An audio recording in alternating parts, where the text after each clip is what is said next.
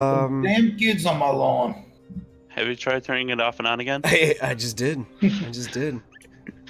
Oh, there Oh, it goes. It did. Yeah, it was weird. Sorry about that, guys.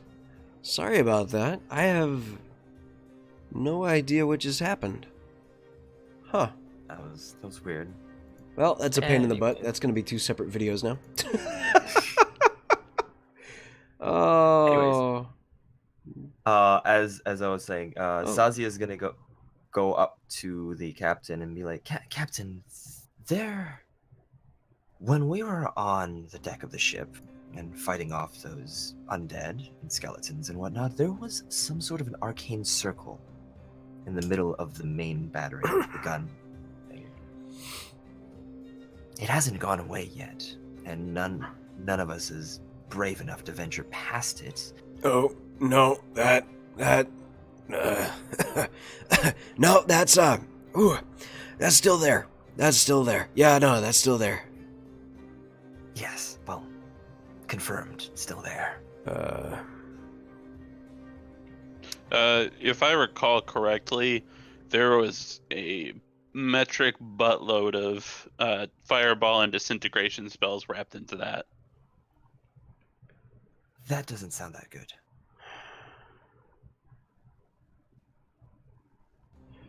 Got anyone that knows how to dispel a lot of magic at once? Nothing on that. He looks over, and there are now crewmen remanning the helms as he just... Bring us down for a landing as quick as you can. We're going to have a massive load of shit happening right now. Captain, you got that loudspeaker handy, or you might want to get people away from that area. As you mentioned that, it's a little too late as you all feel this... as you watch the ship violently shake, tremendously so, as the forward gun battery... You hear... And you hear the resounding tear of the front of the airship now begin to be torn away from the hull. As it gets brought low, you watch as the forward battery just falls out of sight. The nose of the airship completely separating from the rest of it. As it begins to fall, you feel a sudden drop in pressure as the airship begins plummeting down to the ground at a rapid pace. You feel this sudden lift of your bodies as just the sudden pressurization, just gravity leaves you for a moment, and as you're all holding on, what would you like to do as the ship is about to fall and impact hard into the earth?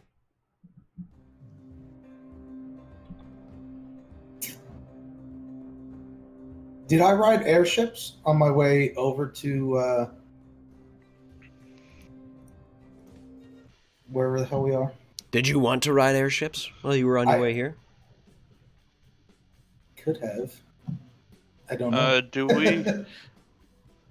I would have ridden some sort of vessel. It's a possibility. Unless I swam, that would be impressive in and of itself. If I ever actually traveled by via bucket.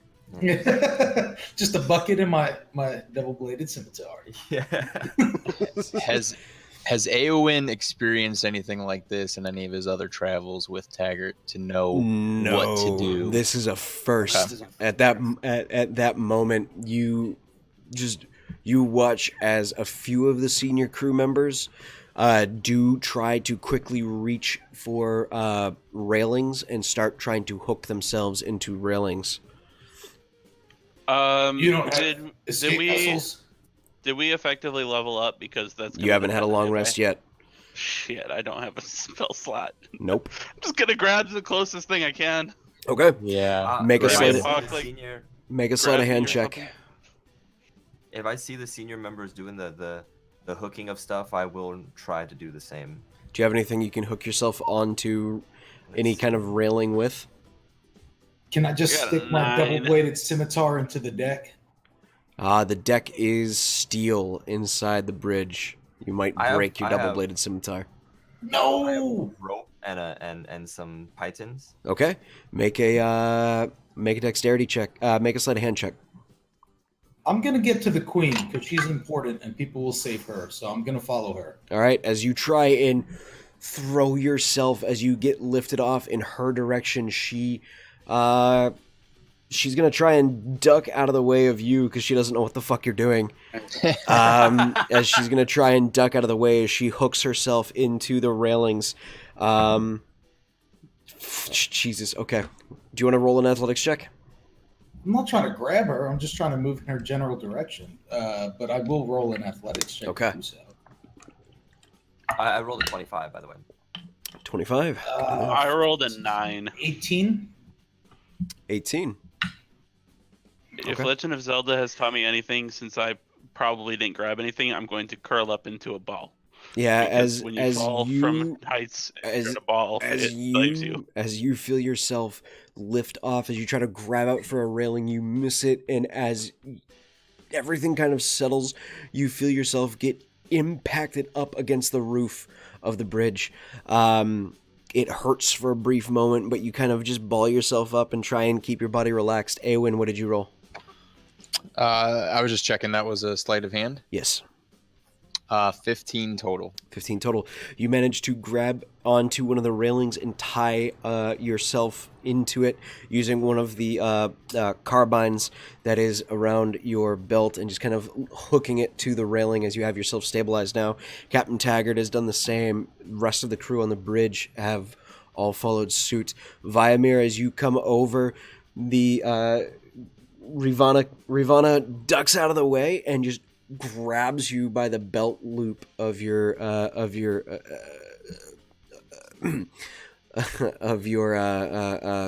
the fuck are you wearing now? Of your kilt. Grabs you by the belt of your kilt, pulls you down to the ground, and ties you off. Sin, what are you doing?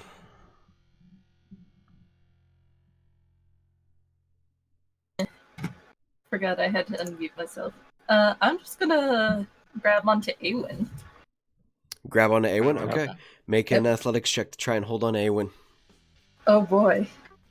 Is there any way I can kind of help her if I see that she's trying to You grab can. on? You kinda can. reach a hand out? You can lower the DC. The DC. Okay.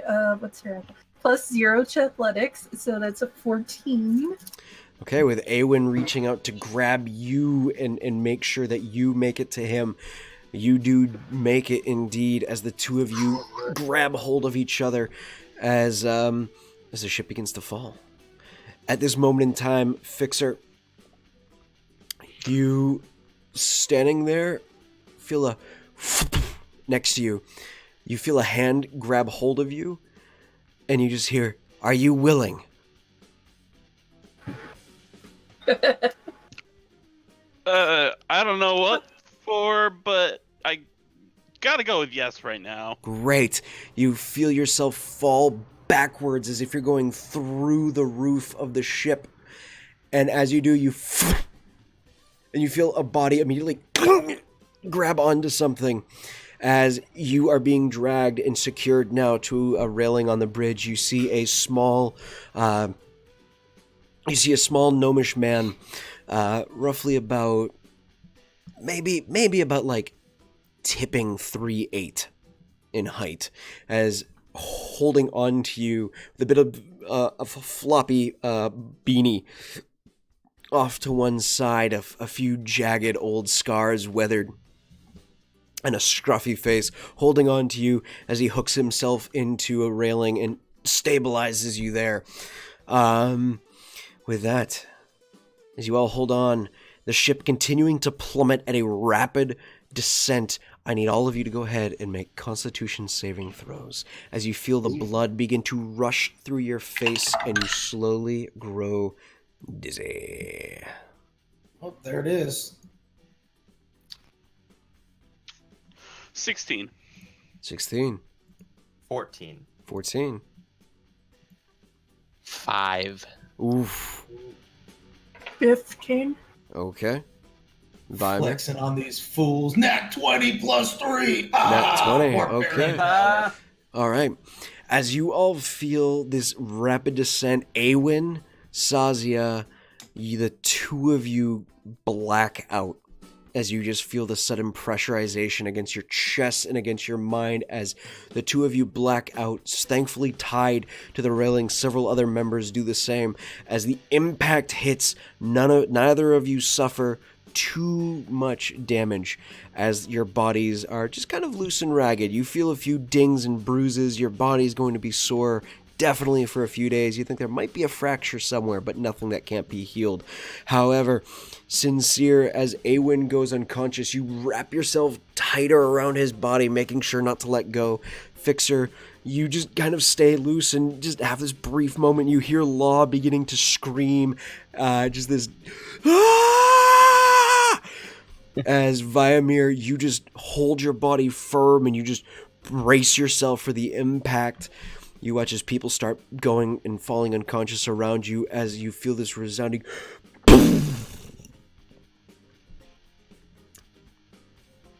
each of you takes 9 points of bludgeoning damage as your bodies bounce around, crashing into things, the impact of the ship just caving in. You feel, those of you who are still awake and conscious, as if at least 8 decks of the ship have just been devastated and destroyed underneath the impact. Ow! As you try and maintain yourselves, feeling any sense of stability in the area that you are, all of you begin to feel a sense of cold. As you get this scent of something sweet in the air. I want to cut myself free. As you go to cut yourself free, you feel as everything just fades to black. Ah. I need all of you, as each of you falls unconscious, to go ahead and roll a d20 and add 5.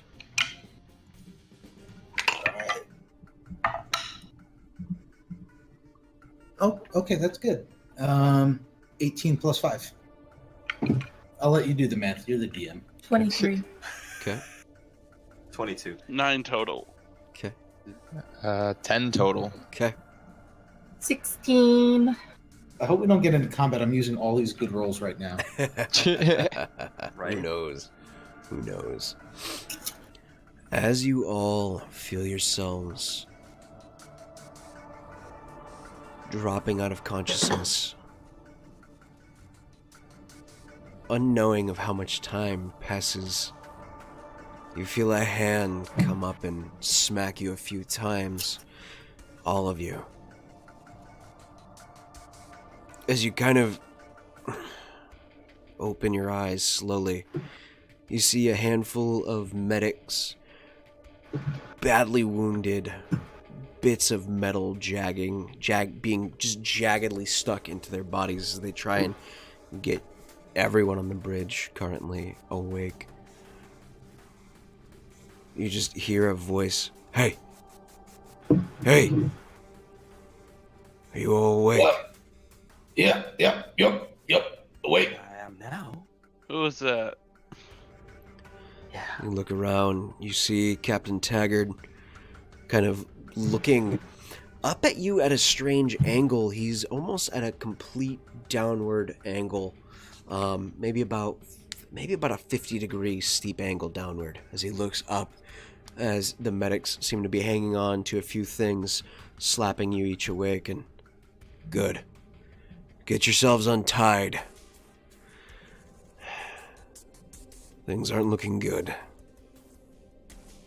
Does that mean that the ship is upside down and everyone was tied in except for Sincere? I'm fine. You luckily were holding such a death grip onto Awen with your D20. You're fine. You're fine. The two of you are kind of like snuggled up.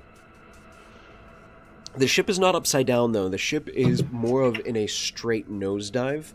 And as you're looking down, the ground is almost flush with the open windows that would once open on the Phoenix and lead out into the sky. As you see dirt kind of piled up in rock inside the bridge of the ship, as you now begin to unhook yourselves.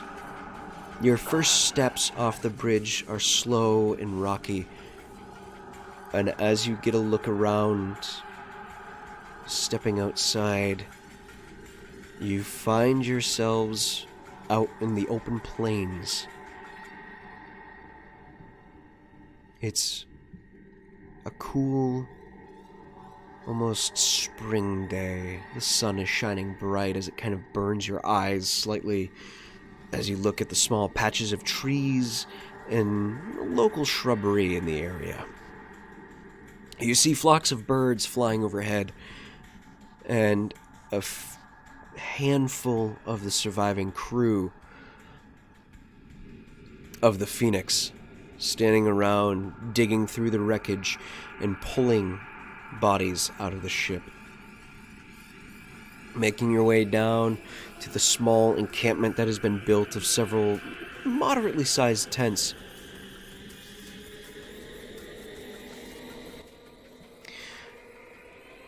You turn, and as you do, you see the site of the ship. The entire lower 10 decks of the ship have been buried underneath dirt and rock and warped out of proportion. You have no idea how many casualties may have been taken in this crash landing, but does not look good. First, I want to make sure I still have my double-bladed scimitar. You do? And it's intact. It is? And then I will help clearing rubble and getting people out as I see other people attempting to. Okay. I'm gonna turn to Awen and be like, this doesn't happen very often, does it? Yeah, this has never happened before. We've encountered some enemies before, but we've never fallen from the sky. It's not looking good. It's not a good feeling.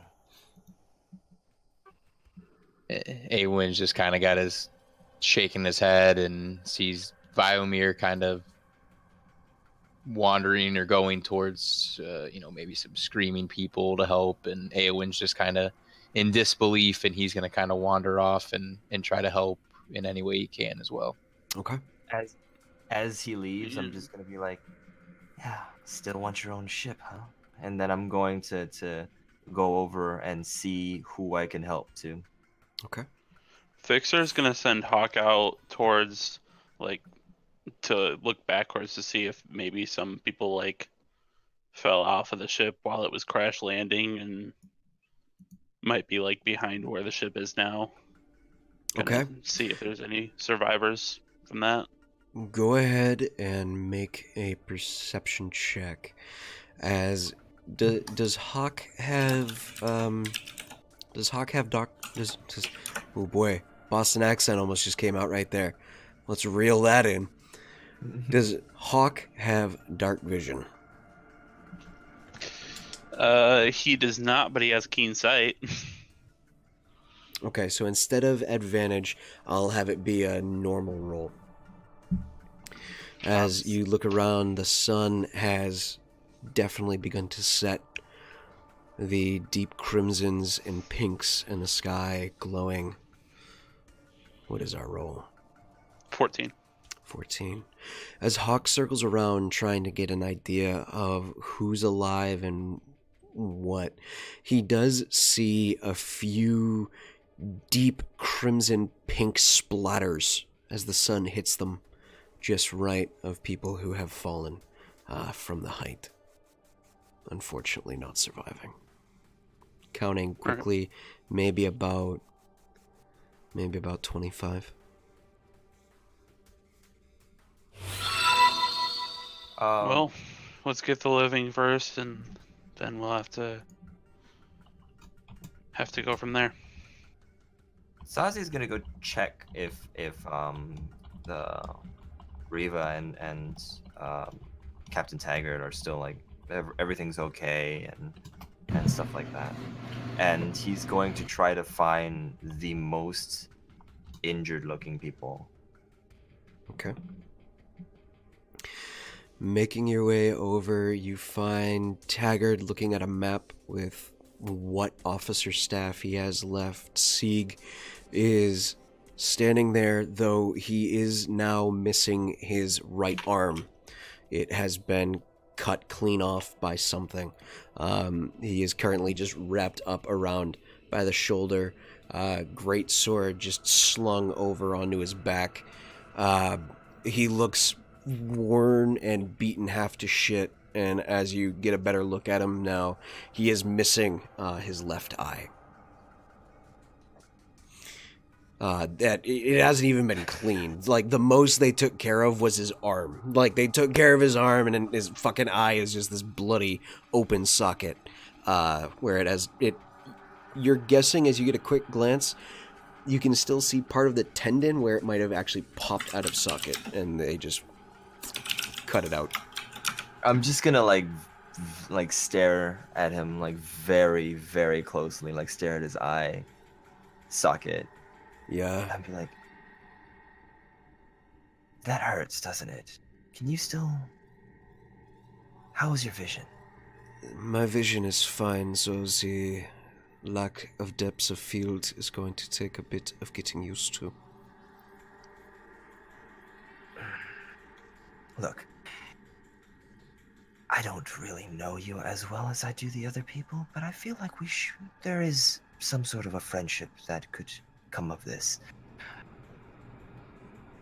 I can't help you with the arm situation, but I can help you with the eye situation. And I'm just gonna take out the eye of Urset's. Okay. The Urset's eye. Okay, as you take it out, and he kind of takes a glance at it with his right eye, and just...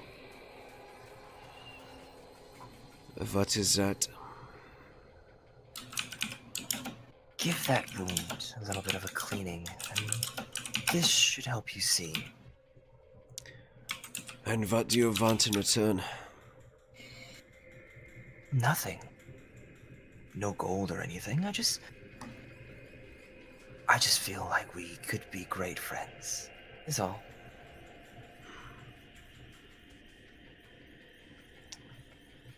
Fine. This is acceptable. I thank you for the gift. Right. As he takes it. And then I'm just going to... Which, continue as he on. goes to take it, Oh. it's more of like he starts and palms at your forearm just to grab a hold of it, as he's still trying to get used to the new depth of field, as he kind of like traces down your arm and grabs it out of your hand. I'm gonna hold his hand and kind of like help him with it. Yeah. And then as he grabs the eye and he's just like, I'm happy to be able to call you friend. Yeah. Yeah. Thank you. Let's see, what else do I have? I will also give him my last potion of healing. Okay. As he takes that, he will indeed just kind of pop the cork out, take a drink of it, and just kind of lean his eye back and just dumps it into the eye socket for a moment as he grits through his teeth. There's a moment where he looks like he's about to scream, and he just...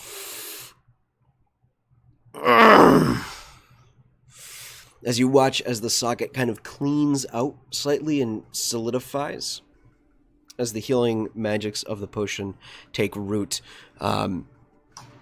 he winces for a moment and begins cleaning it with, as he pours a little bit of the water skin at his side and just takes water and begins cleaning it out before he will put in the ersatz eye. Okay. He's like, now that that's settled, I'm going to see if the captain or the pirate queen needs any help. I'll be right back. And I'm just gonna go and look for them.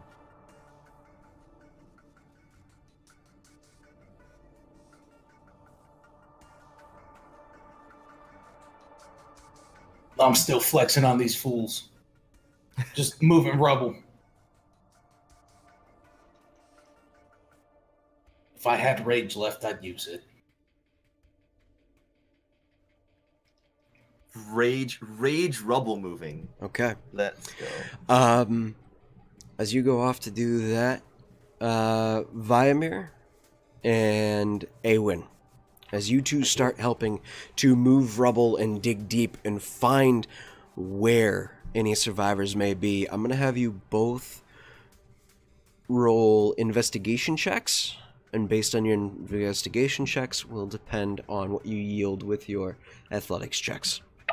I'm so intelligent, and the dice reflect. 18 total. 18 total. All right. That's a 5. Ooh. Thank you, -1. Ooh.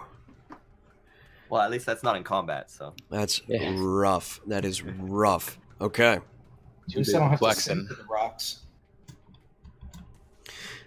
As you start looking around, you hear nothing via mirror. Aowen, though, you do pick up the Morse code tapping for SOS of someone coming down a little bit further towards the bow of the ship.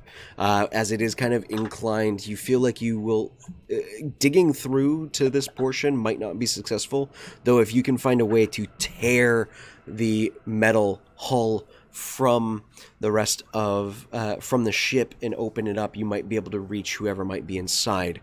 Viamir, though, you hear nothing. You just see kind of Awen kind of keening an ear to the hull and disappearing around the back. Knowing or seeing that I need some way to pry this open, Aowen's going to go back to Viomir, and he's going to be like, "Hey, why don't you come over here and I could use your help with something. I think I hear some more people, but Good. I can't get to them." I will pull out the staff I apparently have from probably my background, and I will use that and not my double-bladed scimitar. Or what do I see? Can I get a hand grip on it, or do I? With Awin's perception, there is or investigation, there is portions of the metal that is kind of bent and warped out of place that looks like you could probably slip your fingers in a very tight way and then start yanking it down and trying to actually pull that metal down and away. Is there a place where I can climb up on top and like brace my back and use my feet to push it down? No, at the incline it's at this 50-degree incline going upward. Okay, so we have to pop it down. Yeah. Okay. Yeah, I guess I'll just start yanking on it. All right. Give it a good old yank. Go ahead and make an athletics check. And Awen, are you going to help him? Can I do like an aid? Does that you give can him give him? advantage? Yeah, you can give him advantage All if right. you want to aid him. Yeah. All right, good job on that 8. That was a 7 and a 16 plus 5. Nice. Okay, 21. As you start yanking at the already badly damaged and somewhat loose hull of the ship, as you feel on the third tug, you feel as you start pulling, several studs begin to come, several bolts snap off. As you start yanking harder, go ahead and make another athletics check with advantage, as you now have a deeper gouge that you're pulling at. That's a 17 and an 18 plus 5. So Okay. But this one, Better than as last time. you pull again, start pulling heavier and heavier, and you start tearing and breaking and shattering more bolts that hold the hull of the ship down to its bindings. And as you start pulling more of it apart, you start to hear voices. Hey! Hey! We've got 3 wounded! 6 of us are living, come on! I'm working on it. Shut up. As people begin to pick up these voices, 3 more individuals come over and start helping you now, lowering the DC. Go ahead and make another athletics check with advantage. The help did not help. That's 10 total. 10. This time, as you start pulling hard at a lot of you, you feel that it is now stuck and jammed, and as you look, there is a piece of metal on the ground. This bit of not piping, but beamwork that is kind of jutted into the ground and pushing back up against, kind of giving you this resistance. How would you like to go about the next bit? Damn it! Can you get in there and help them? Can I pick someone up and drop them into the hole? That looks like a medic. Make a perception check to see if there's anyone small enough that could fit through the gap at the moment. That's a nat 20. Nat 20. As you look, there is indeed a gnomish man who looks like he could fit in. I pick him up. Go help them from in there. You hear, hang on! As the little gnomish feet. The beam, though, is still blocking them from being able to pull people out. Everyone, quit being whatever you're doing. Move the pole while I push on this. Yeah, I'll. No one asked for your opinion. Just do it. Oh, all right. And Eowyn just kind of tries to find a position to pull on this beam if it's accessible. All right. Go ahead and make an athletics check as you kind of get to the opposite side of it and start trying to yank it out of its position and pull it backwards. So it's a 16 total. 16 total. Very nice. As you reach up and just you pull it out of the dirt and it kind of flings a little bit behind you as it does get out of the way with ease. With ease. I think I got it. Maybe you could try again. I'm glad you did something, Eowyn. Jesus. Rough. Going again with your final skill check as the DC has been lowered. Don't fuck me, dice. That's not bad. 15, 16, 17.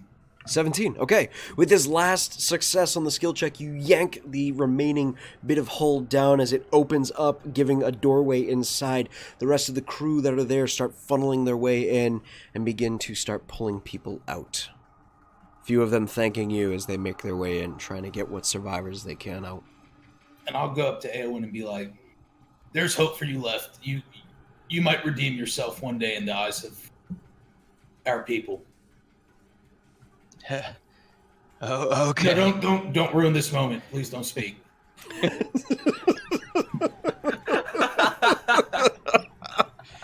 I'm just imagining him putting his finger on Eowyn's lips, just like, It'd no. probably be like a whole hand. Just shut your face. Just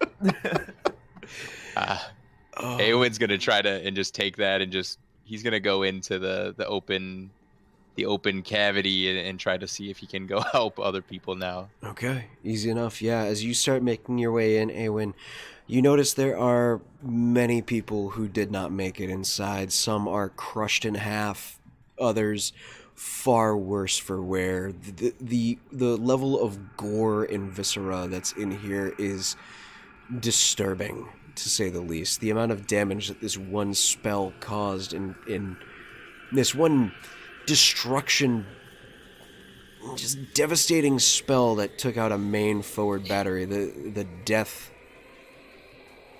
and the violence is astounding. As you start pushing through, you are able to rescue a few. There are crew members who are going to need to get mechanical limbs attached.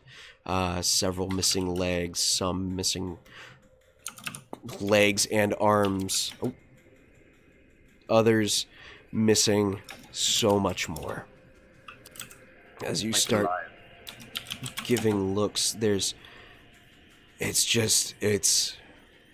ugly. It's brutal. It's brutal. You do manage to, with the rest of the crew, pull out a total of 8 wounded survivors. And there are 10 living survivors that you're able to pull out. Not even bothering to count the dead at the moment. As you guys start working for that, Fixer, what are you doing?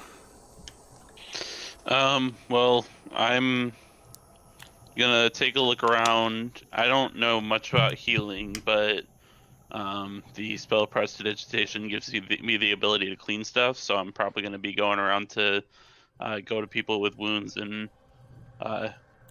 clean them, so that less chance of infection later. Okay. As you start moving around and cleaning wounds, that's definitely going to help a lot. It's definitely going to lower the overall medicine check for their survival. Thank you very much.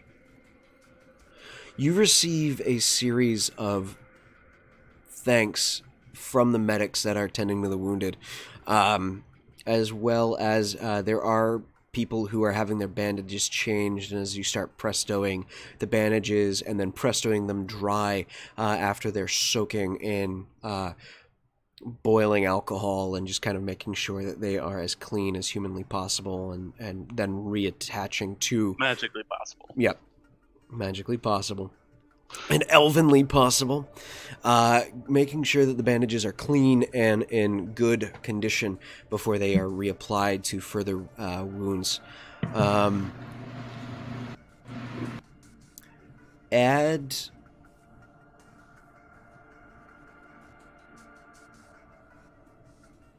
Viamir, Eowyn, and Fixer, go ahead and add a DM inspiration die to your character sheets. Oh, all right. Yay. Sincere.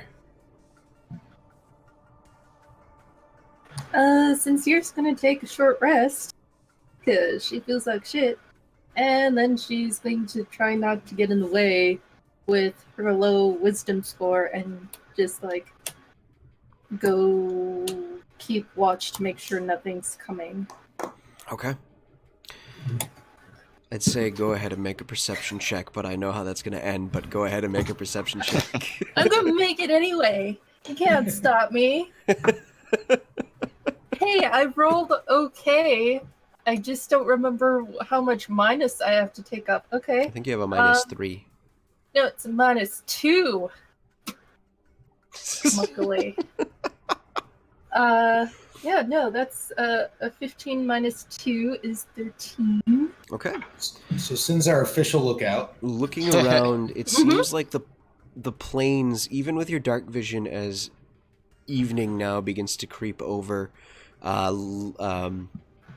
ever-burning torches begin to be set for light around as the ship's emergency lights, as there is no more electricity to be running. Seems to be clear. You seem to have these plains to yourself. You don't even spot where the other ship may have gone down.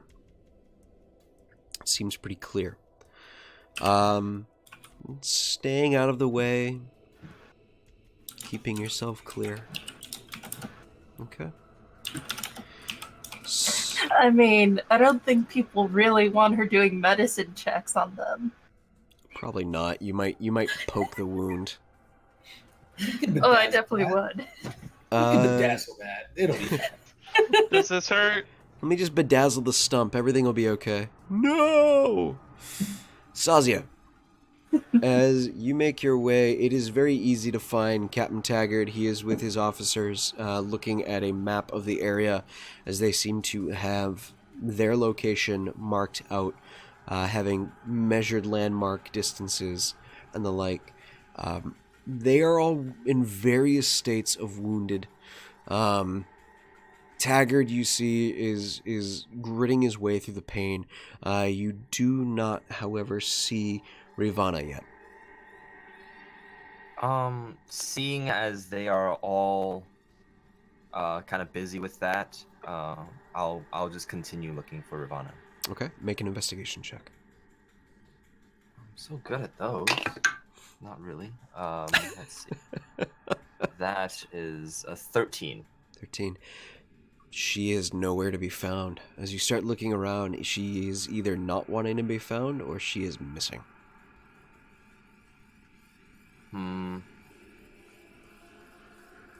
Is there anybody around me at this moment as I'm kind of walking around? Anybody that seems a little bit more able-bodied?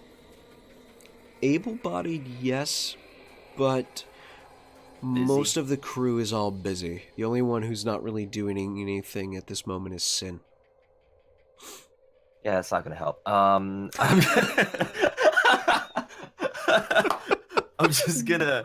Fucking rude. Holy shit. No, you just poke the knife here, poke the knife there. I don't have to like deal with that. At least I was just RPing. No. That's total RP thought-wise, you know. So he's gonna try to. He's gonna see around, and Sazi is going to continue to try to look for Ravana. Okay. Looking around over the course of the next hour of the evening, you do find her as she makes her way out of the woods. She is dragging behind her 2 deer as she is making her way forward to you all.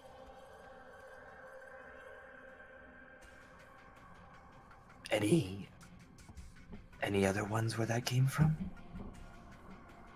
That I could help with? No, just these 2 for the time being. Have to check the other patches of woods come morning, early in the day. Other than that, we'll have to make do with what provisions we have. People will have to eat light. Sounds about right. Let me help you with one of those. She hands one over to you. She seems to pick up a little bit more speed now, dragging less weight behind her. As you guys both make your way into camp, they both seem to have no visible markings of wound entry. How does she look? She does have a bit of blood coming right underneath her collarbone and right above her left breast, just kind of right in that sweet spot. Just a bit of that. Looks like a knife wound, maybe. Could have been a piece of metal, but she is in good condition.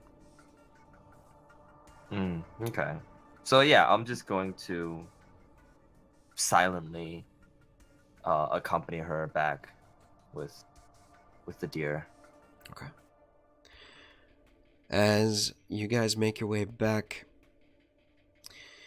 several of the crewmen who seem to say they know their way around butchering and skinning animals begin going to work as best they can with what energy they have. As night sets in, fires begin being set. Total survivors out of a crew of 300 is 50. 35 wounded.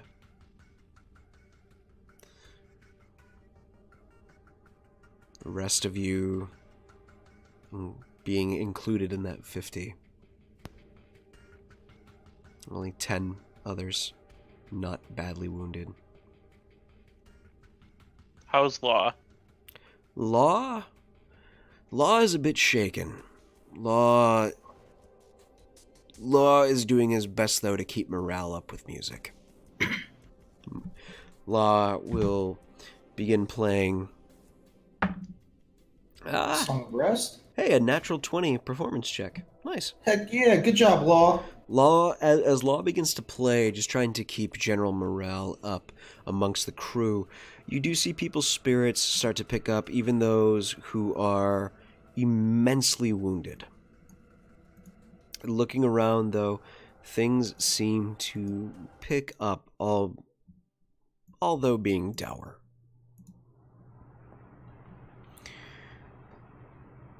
What would you guys like to do now? So, do we have a forest around us, or is it just a few scattered trees? There's a few. It's not forests. There are pockets of woods, maybe about a couple 100 yards in diameter, scattered around these plains. Can I check for any sort of tracks that might be recognizable to me as any sort of predators or threats that I might recognize from all my time living in the woods alone by myself? You absolutely can. The check is going to be harder because it is being made at night, but absolutely. Is that survival? That will be survival, yes. It doesn't matter what the DC is, because I rolled a 2. Looking around, it is just, it's too dark. Your body is tired. Your mind is telling you it is time to rest, regardless of how much you feel the necessary energy pushing you to go forward. Your body is telling you it's time to sit your ass down and take a fucking nap. I'll wander back to one of the fires and sit down and listen to Law play music, since it sounds quite pleasant to the ears. Okay. As you do, food is brought around to each of you, small, palm-sized portions of venison being cut, thrown into a very loose-fitted root, mushroom and wild vegetable stew that Ravana seemed to do her best to find and discover. It's the best that you are able to have at this current moment, and while some do require help in eating, it does seem to bring some calm in the moments. As you look around, the sky bright and vibrant. Not knowing how long you've been here, but you're alive, so that's something. Sazia's gonna sit next to Sin and just kind of casually ask her, he's like, how's the stomach wound? Everything? Oh yeah, I forgot I was stabbed. And she like immediately lifts up her shirt to look at it. Yes, that one. Looks like it's coming along fine. It's probably fine. It doesn't hurt. Now, clean? this right here hurts. And she like shows a huge bruise where she got knocked in the head when they fell from the sky. Oh yeah, that you should probably get checked. Nah, it's probably fine. Nah. Anyways, if you could see if there are any more willing people to take watch, I would volunteer to take first watch, but I would need some rest sooner or later as well, so that we could probably rotate something, and that'll do good. Yeah? Yeah, probably. Okay. And she just immediately just stands up and she's like, hey, you fucks! Who's gonna take watch? Come talk to me! That's... As Subtlety's not your strong suit, but that's okay. As you shout out, Captain Taggart makes his way over, smacks you upside the back of the head. Ow!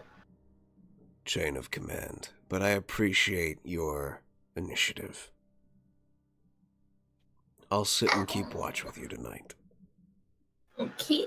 I can do like a double or something. I don't need as much rest as most humanoids do. Get your rest, nonetheless. There's not much of us left, so resting the body should come first. You Aye. should probably rest as well. Captain Taggart, how about this? I take the first watch, and you could rest a little bit, and then I'll wake you up when I have to go. I'm an old man. Anytime I go to sleep, there's a chance I might not wake up, so I will stay on watch until my body says it's time. Captain's Fair duty. enough. That is very honorable of you, sir. Taggart kind of clears a spot with his rifle or on the ground and kind of sits himself down into it. Starts looking away from the fires, allowing his eyes to naturalize the light, and thankfully there is a full moon shining in the sky this evening as the chill kind of slowly sets in, and thankfully the fires are going. Spring can be a bitch. Can I find a spot that seems okay, like gut feeling wise? I just want to find a spot that I feel most connected to. Make an insight check. Quick question. Fire away. Do familiars need to sleep? No, they don't. They just, will. That's 18 on the die, and insight is +1. So 19. 19. Okay. As you look around, there is a small patch of deep let me see. There is a large patch of deep royal purple flowers with red stemming coming up around the leaves that are currently folded in on themselves at rest, as you find, and you do indeed find it to be a connected and peaceful spot to the earth. Just want to go up to that and thank the mother tree, the world tree. Put my hands and just kind of dig my fingers a little bit into the ground, and then go into my trance. Okay. All right. Awen. Yeah, I was saying Eowyn's just kind of relaxing after pulling people from the ship and getting everyone situated. He's just sees everyone's kind of resting or preparing to rest for the evening. He's just gonna kind of take a post up against something, set his back against it, and get ready to go down for the evening. Okay. Sazia.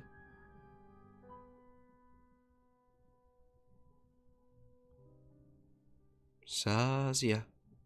Oh, sorry. That's you. kind of blanked out for a bit. I'm going to go like whichever side Captain Taggart is keeping watch on. I'm going to the opposite side to keep watch. Okay.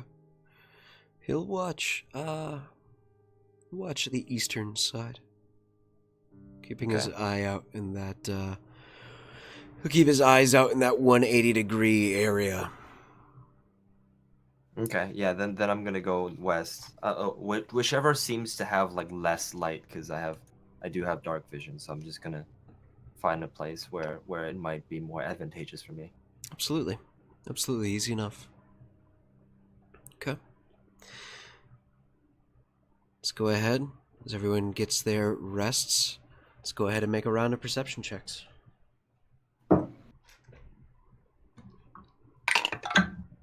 Not me, I'm sleeping.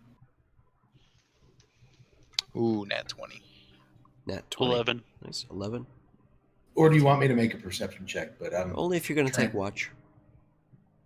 If someone wakes me up, I will, but I'm a trance out 13 first. again. Okay. 13 again. 15. 15. Okay.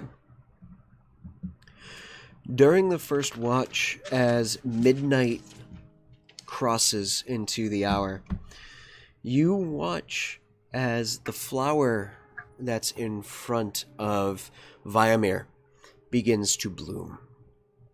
As it does, you see hundreds of other flowers. Also, this deep royal purple with red stemming begin to open.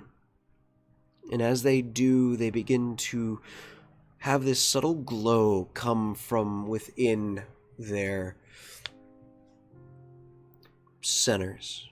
It's this very vibrant, light, almost crystal blue color as it seems to glow and radiate.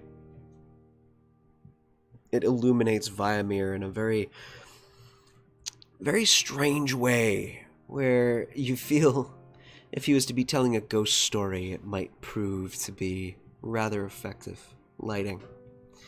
And you don't just watch the one patch. You watch as they begin to bloom all around the entirety of the ship, as they seem to be quite a large field. And as you look around where you all have trampled upon, where the ship has crashed, it seems to be an entire field of these flowers that you recognize to be veil blossoms. They only bloom 2 times a day. They bloom at midnight and they bloom at noon. At noon, they pull in the sun's radiance, and at night, they emanate it back out towards the moon, letting this almost hauntingly beautiful scene occur.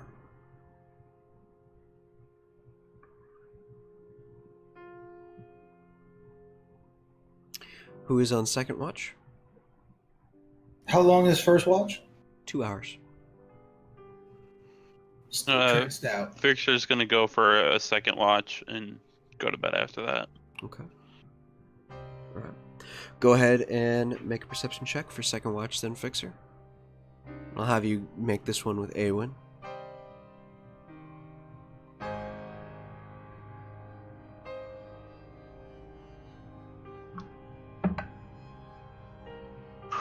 That's gonna be a 17. 17. Okay.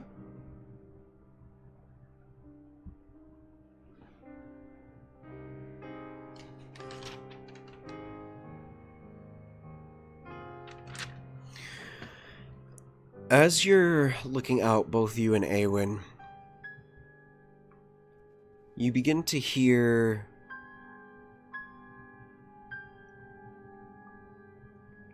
the very soft padding of feet. Barely able to pick it up. It occasionally hits small crunches of rock, pressing them into the dirt, knocking a few to the side. Every time it does, you hear the sound stop. As you kind of give glances into the direction, you hear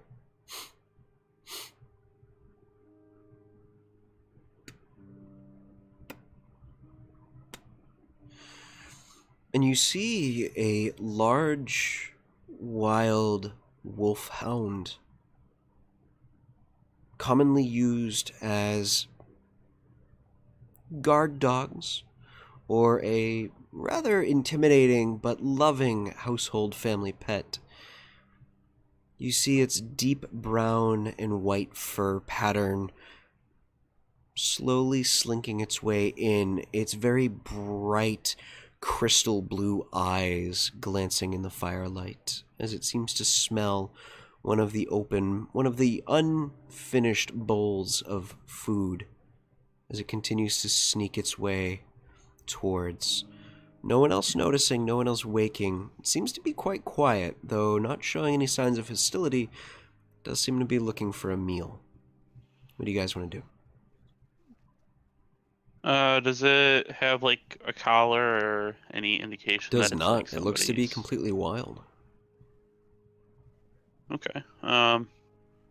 Well, I would rather not have a wild animal walk through a group of people and then get spooked and then start attacking things. So, Fixer's gonna walk over, he's gonna grab the unfinished bowl and he's gonna take it out and set it towards the edge, and then watching the wolf just kind of back off and let it. Make an animal handling check.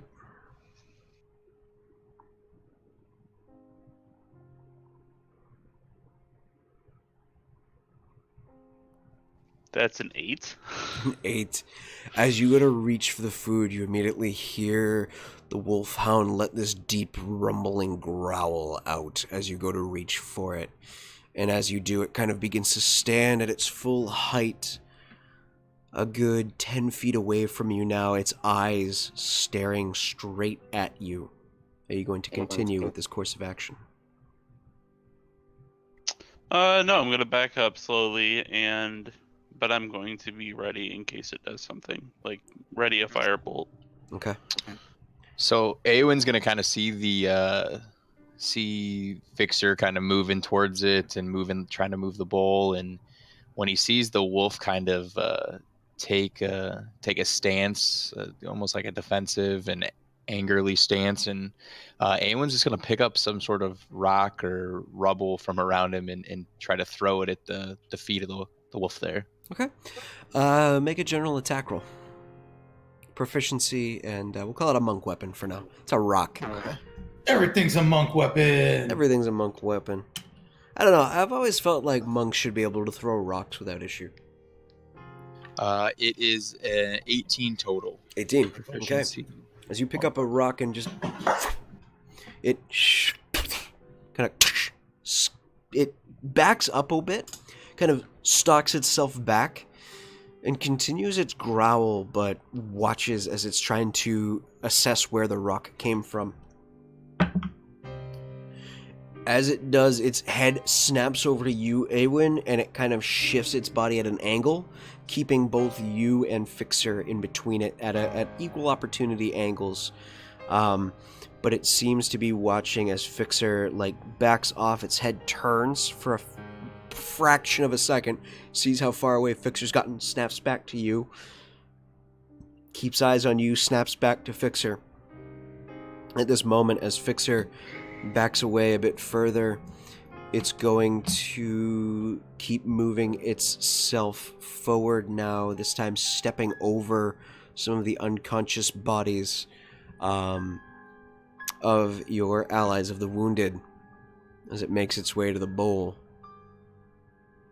It's still on its way just to the bowl, Just or to the does it look bowl. like It's trying to keep itself at an angle to where if either of you do something, it can either attempt to move out of the way, forcing you to hit one of your wounded, and its focus is on the bowl. Awen's just gonna kind of just almost kind of stand, almost crouching, but just watching to see, to watch and wait and see if it's going just for the bowl or if anything else. He's gonna kind of just have his quarterstaff kind of help support him while he's kind of crouching, and he's watching, just waiting to see if it grabs the bowl or takes the food and runs off. But if anything else should happen, he's gonna kind of jump in there and as needed. Okay. Fixer, anything else you want to do? I'm gonna have Hawk hover above him, but ready to dive if he does anything but eat from the bowl. Okay. Okay. The wolfhound makes its way over to the bowl, seeing as you both kind of stand down, but not looking as aggressive, but its eyes still keen on you both. It doesn't focus its attention on the bowl of food. It still keeps this very defensive, predatory nature as it starts eating out of the bowl, its eyes keened on both of you as it shifts its body weight, just trying to make sure. It spends the next 10 minutes eating from the bowl. There seemed to have been maybe a bit more in there than it originally expected, and as it finishes, it looks back up and continues sniffing around, trying to get a sense of more food.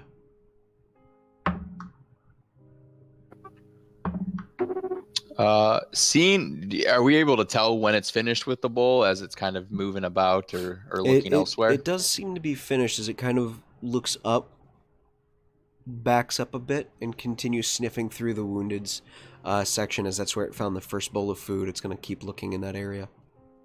At this point, Fixer's not going to like aggressively move forward, but like take like a very slow step towards it to kind of make it realize that, hopefully to realize that it's had its meal, it needs to leave now.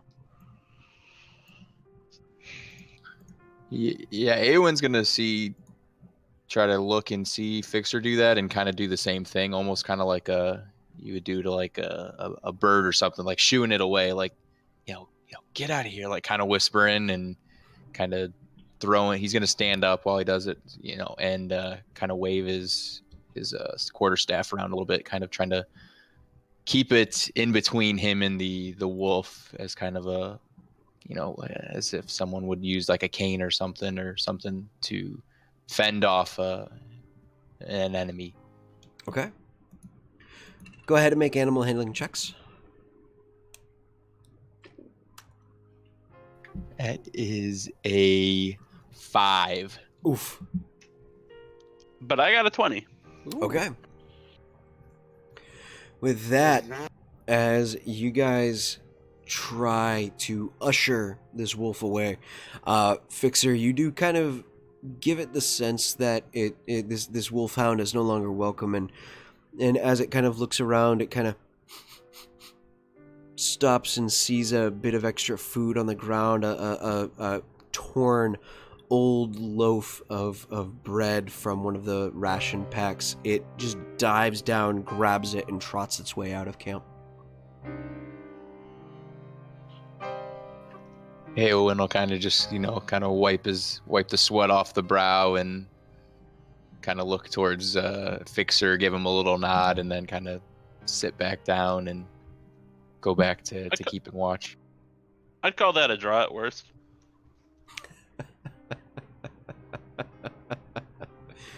Alrighty.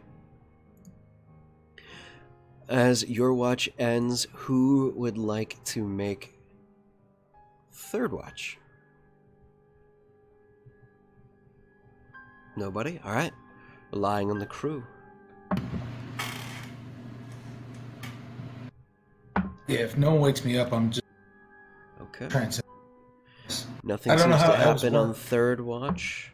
Do they wake up on their own? Like, do You they have just 4 need hours of trance and then 4 hours of light activity. So, I mean, I guess I'd be conscious. I wouldn't be on like active watch. I would just kind of be enjoying the splendor of the flowers in nature and all that fun stuff. I don't know if that would count as a watch. Okay. Over the next few hours, as the evening continues to wear on and daylight begins to crest, you go on unassaulted. The evening ends quietly. As a new day comes, the wounded, waking, groaning in pain, you see as some of the medics start making their way the rounds, cleaning wounds, cleaning bandages, and applying any medicinal effects to dull pain and allow them to get through as many hours of the day on rationed painkillers as possible. Is that a long rest? It is a long rest. You are all level 2 officially now. Yeah. I can rage again. That's all that matters.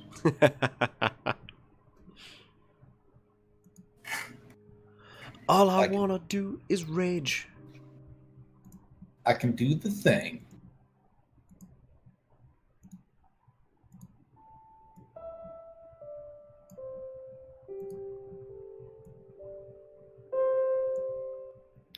Can I collect a few of these, what would you call them, night veils? You can. In this state, are you looking to dig them out of the ground so that you may have them travel with you, or are you clipping? I kind of want the petals and stem to see if I can crush them up and make some tattoo ink. Yeah. Okay. Go ahead and make a survival check. Survival 18 plus Numbers. Oh yeah, +3. I have proficiency in this. Okay. So 21. As you go about, you are able to collect enough of the veil blossoms to produce either one large full arm piece or several good sized tattoos for about 10 people. How expensive would that particular material of tattoo ink be worth? That specific color pattern, being able to separate the red and the deep royal purples, you could probably sell it an individual bottled size to a tattooer for maybe about 2.5 gold or 3 gold a bottle.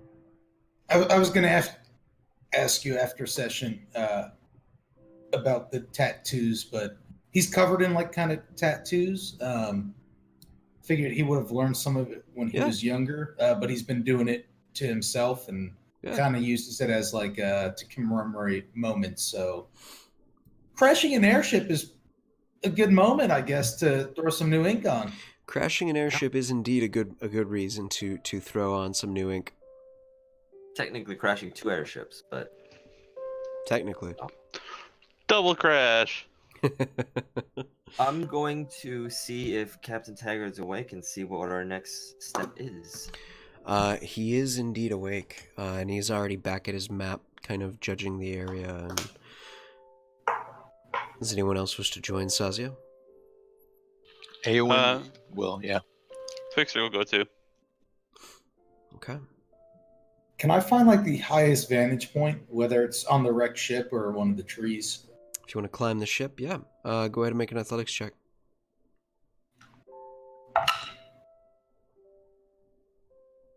9.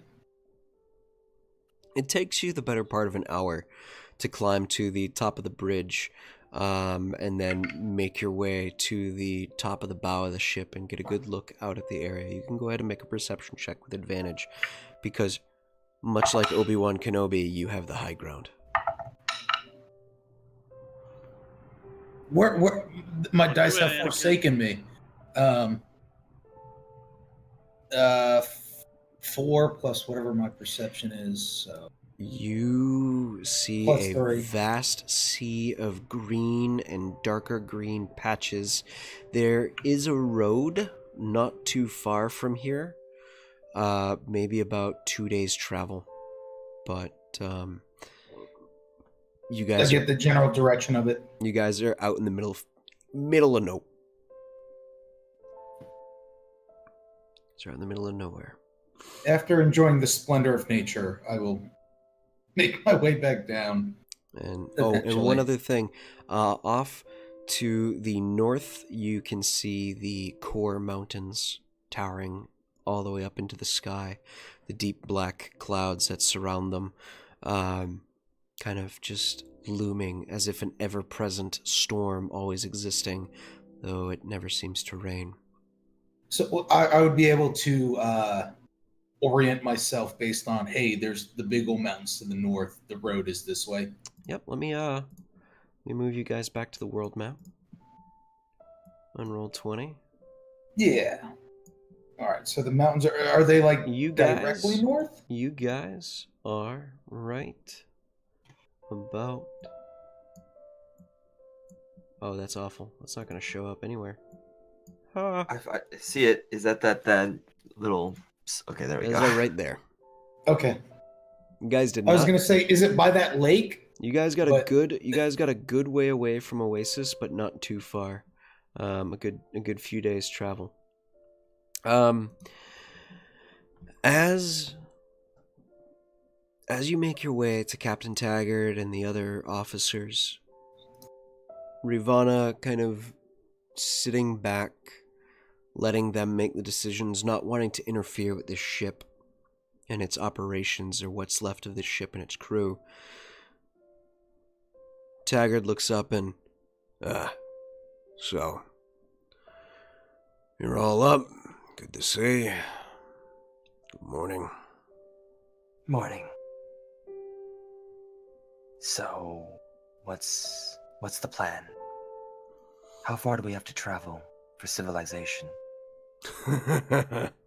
Civilization. Well, there are a few smaller villages in the area. 2 days to the east, northeast of here. Make it to a road. We could probably hitch a ride there. To the hidden city. Or we could get a ride to the southern temple out in the fields. That one will be about walking distance estimated. McKellen, you see a mousy red-headed younger man, human, looks maybe about 18, just with a pair of round spectacles, kind of pushes him up as his hair just kind of gets in his way, and looks to be about 2 weeks on foot, a little less by vehicle. If we could get a ride in a car or a truck, we could make our way there in about 8 days. Little over, possibly a little bit over 2 weeks then. With all the wounded then, probably be about a 3.5 week journey on foot with the wounded to the southern one. Or we could head to the northern temple at the gateway to the core lands that is very restricting against guests. That one would be about 2.5 weeks by foot, about 6 days by car. But going there may be completely fruitless because they won't listen. Exactly, and the closest village we have is a small, not even a village really. It's 3 houses and a diner and a garage, and really not much else there. It's a small little podunk stop here, get some gas, and they kind of have their farms in the area. It's not a bad place, but there's not going to be anywhere for us to stay.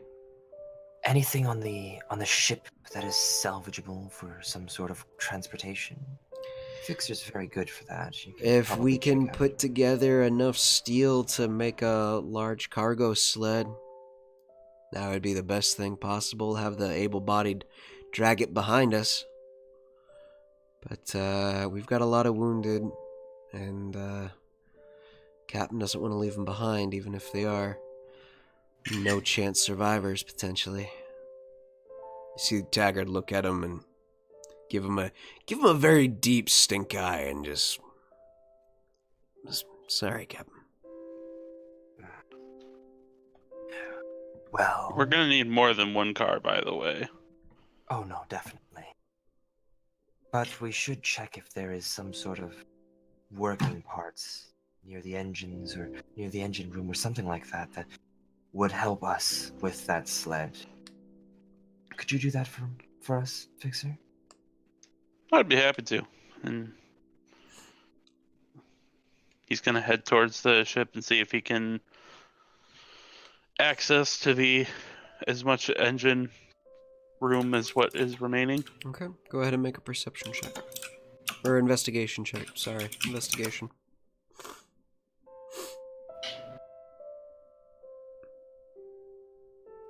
25.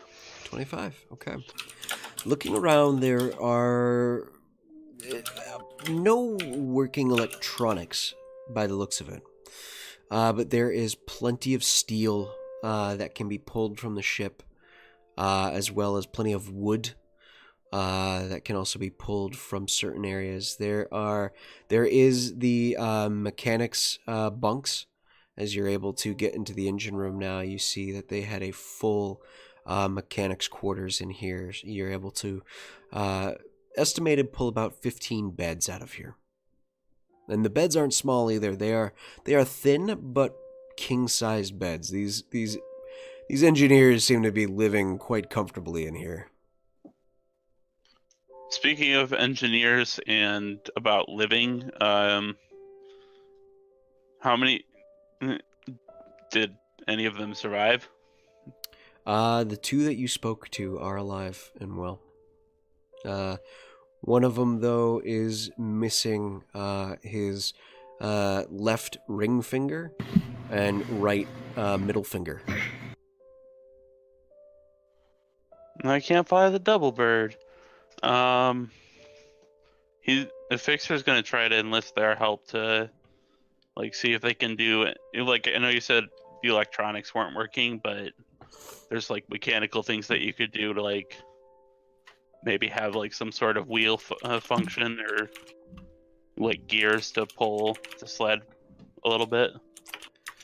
As they start looking through the ship, at least as they're looking through what salvage there is, there are parts, but the parts that they would need to merge together are beyond repair.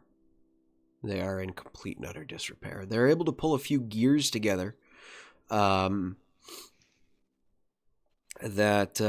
look like they could be used as large wheels. But they kind of also seem to be more inclined into kind of making maybe like a soft plow that could push through the rock and have the rear of it be wheeled. Or have the rear of it dragged and have the gear wheels up in the front. Is an easier way.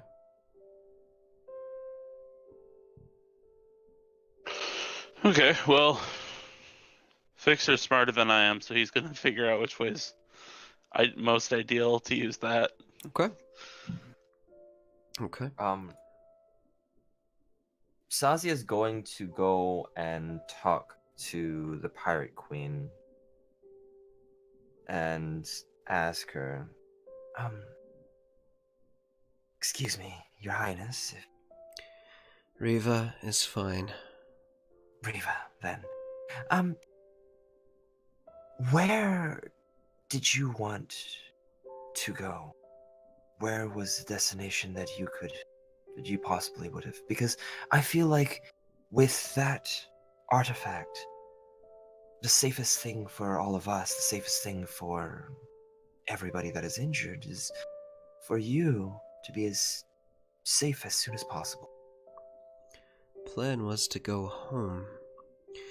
Back to our little hidden city.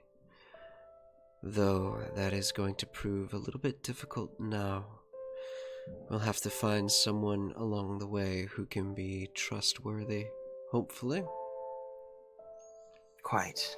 Or we'll just have to find someone and turn them to our side, or kill them.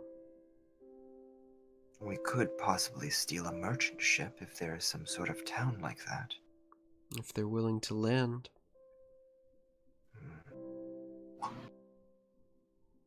I'm gonna go and talk to Taggart and kind of ask and be like, does it seem like there's any place besides the two choices that we had that could possibly have any sort of booming trade that would allow for airships?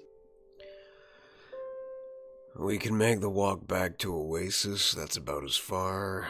That's the closest we'll get right now. We're in the sticks right now.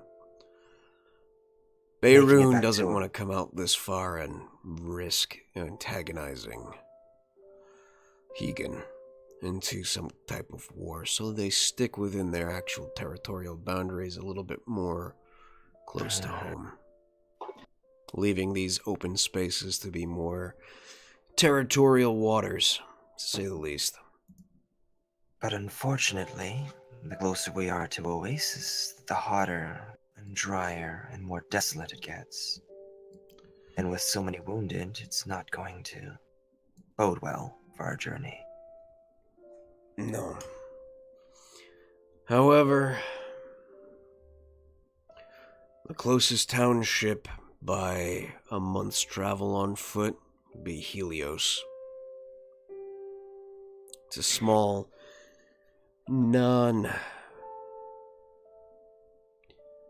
country, they call themselves an independent nation of small city-states.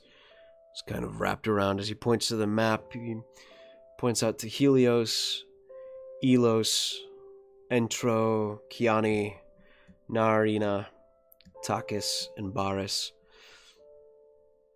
If we just follow the edge of the forest as he points off towards the dense woods by the core lands, and follow those around, we'll eventually make it to Helios.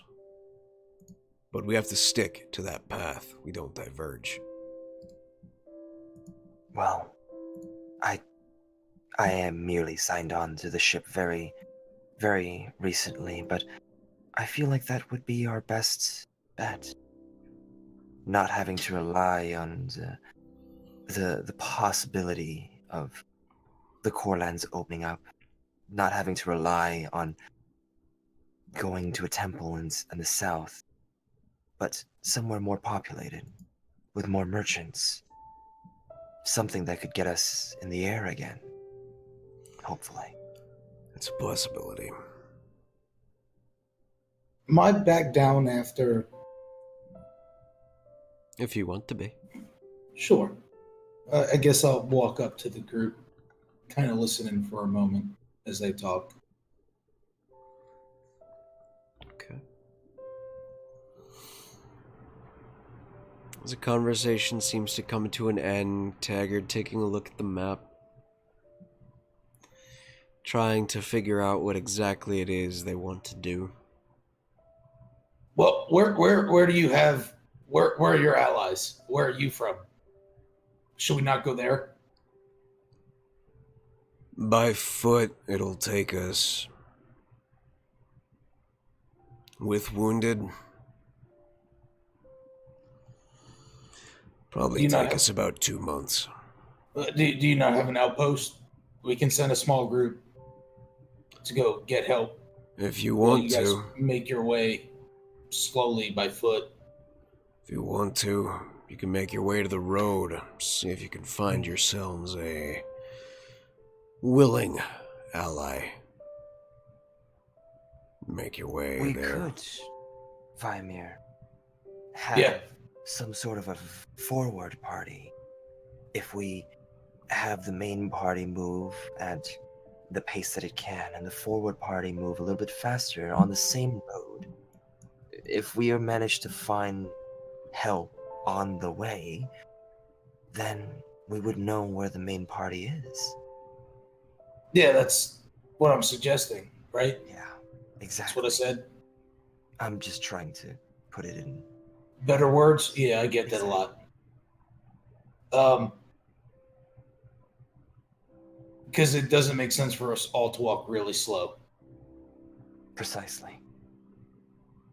We can send people out to look for help and secure it where we can.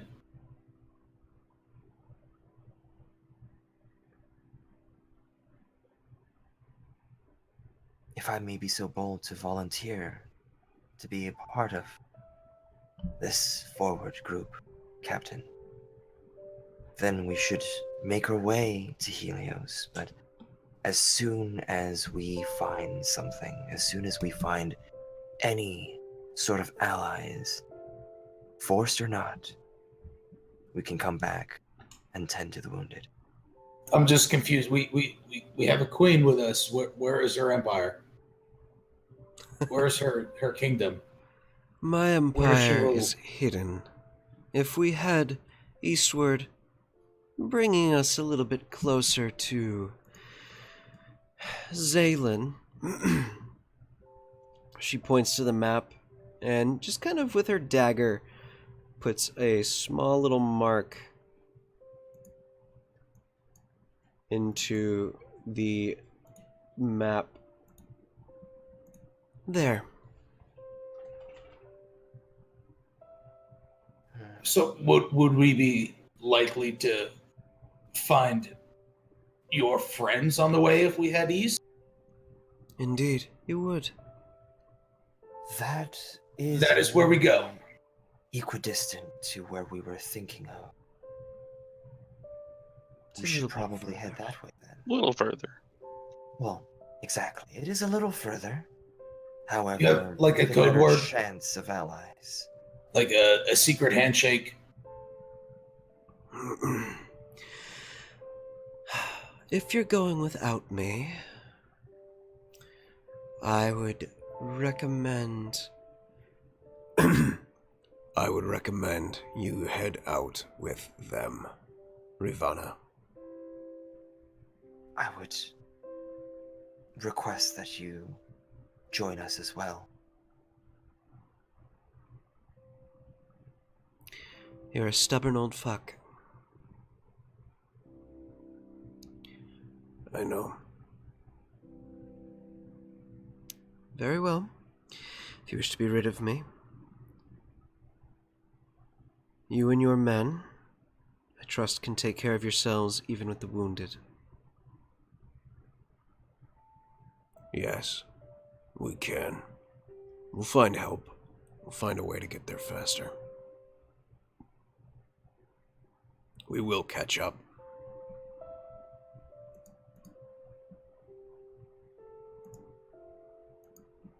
Good.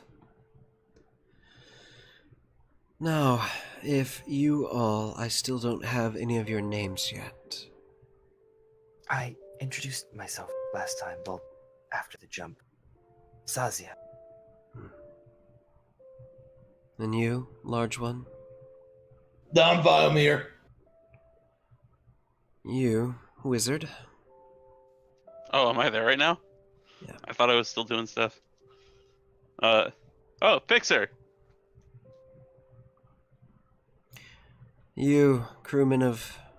well, former crewman of the Phoenix. You could call me Awin. Yeah, just Awin. Poor heathen. You, little tiefling? Oh, hello, I am Sincere Maria. I'm a Cortez, but you can call me Sincere. Also, is Sig gonna come? Has anyone seen Sig? I have. Sig is currently just sitting on one of the boxes around Captain Taggart's area, just one arm gone, just kind of sitting there, just... Probably mad at Oh, anyone shit! at this point for Sig, recruiting him. you're here! Oh, that's an arm missing. Oh, that's an Yes. eye missing. No, he's got a fake eye now. He hasn't put it in yet. Oh, She's immediately over there bothering Sig. Okay. As you start poking where his arm was, ow. Ow. Ow. Ow. Insight Cynthia, check to see I if would it really hurts. go ahead and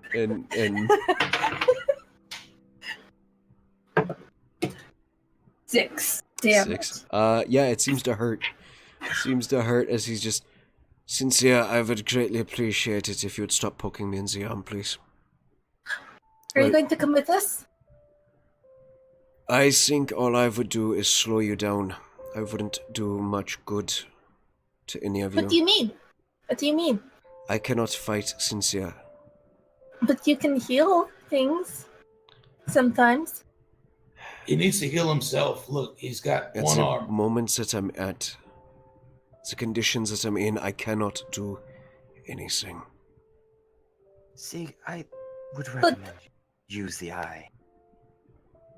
What eye? It would help. Sig just holds up the eye that was once a bunch of gears, is now a solid gold, a solid liquid gold eyeball with a single Oh. black pupil, like cat-like pupil sitting in. Oh, Zeus. what is that?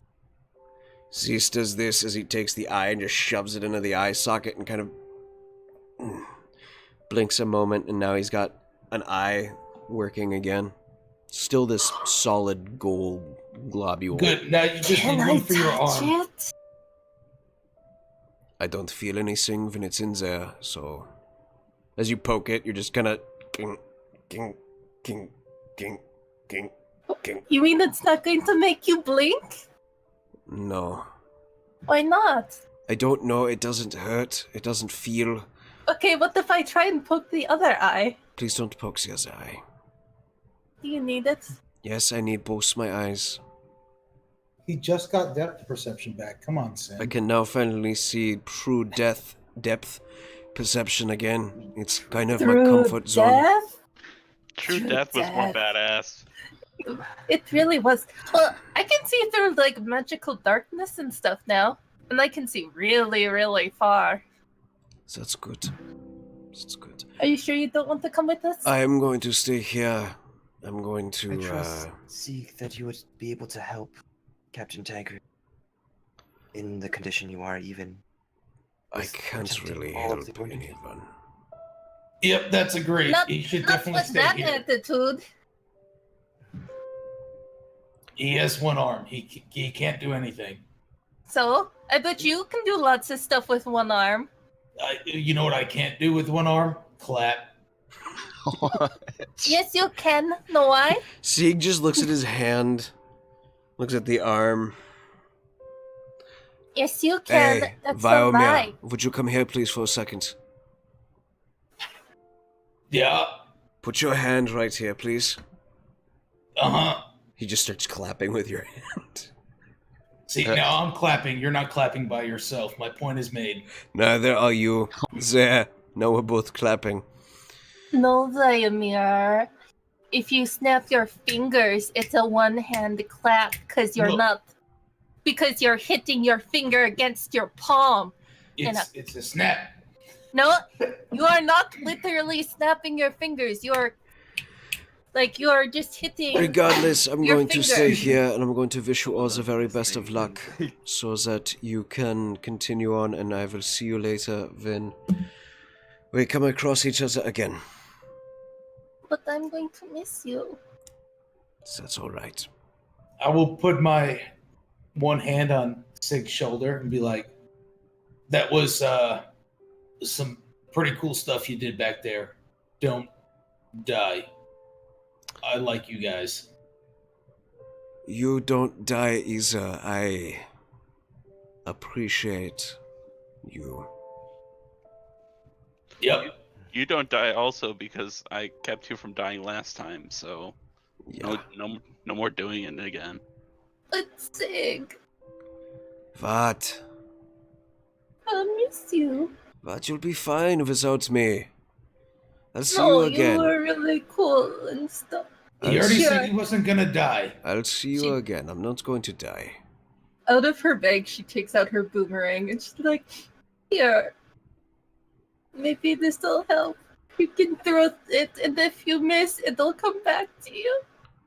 But if I hit someone, it doesn't come back. I don't know. I don't usually hit people with it. Here, let me check. And she'll throw it at someone. Make an attack roll with your boomerang.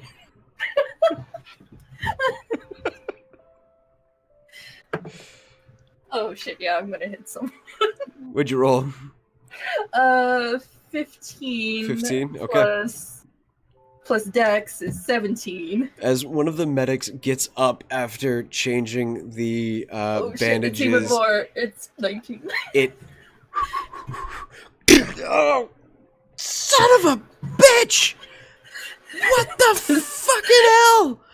Does it come back? Ow! No, it doesn't. It just hits the ground, and he's just like, ow! He looks down at the ground. Who the fuck is throwing boomerangs? What the fuck? I It was- immediately point at it- Sazia. It was Sig. He needs that back though. Deception check from Viomir and from Sin, please. I'm so good at lying. So close to net 20. 18 total. 18 total. As Well, I you rolled a 13 point to- minus 3. So. as you point to Sazia, he just looks at you, Sazia. The fucking hell! Don't throw boomerangs! Ah! Right. Well, that was inopportune. I'm sorry about that. So that doesn't come back. I'll just No. keep it as a memento. Okay. But you're going to have to go get it from him. He left it on the ground, so I'm quite lucky there. I think he's a little pissed.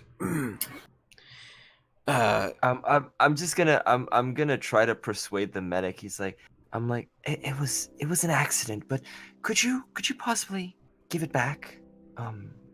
The boomerang. It's on the ground. It's right next to you. It's kind of far away from us. And You Hey, can man, just like this is throw your it chance back. to throw it back. You can just throw it back. He picks it up and just kind of gives it a throw. Comes back. and hits Not him in the hitting face. anybody. It just kind of. We'd Can I like to try make catching a. it? Go ahead and make a sleight of hand check. Sleight of hand check.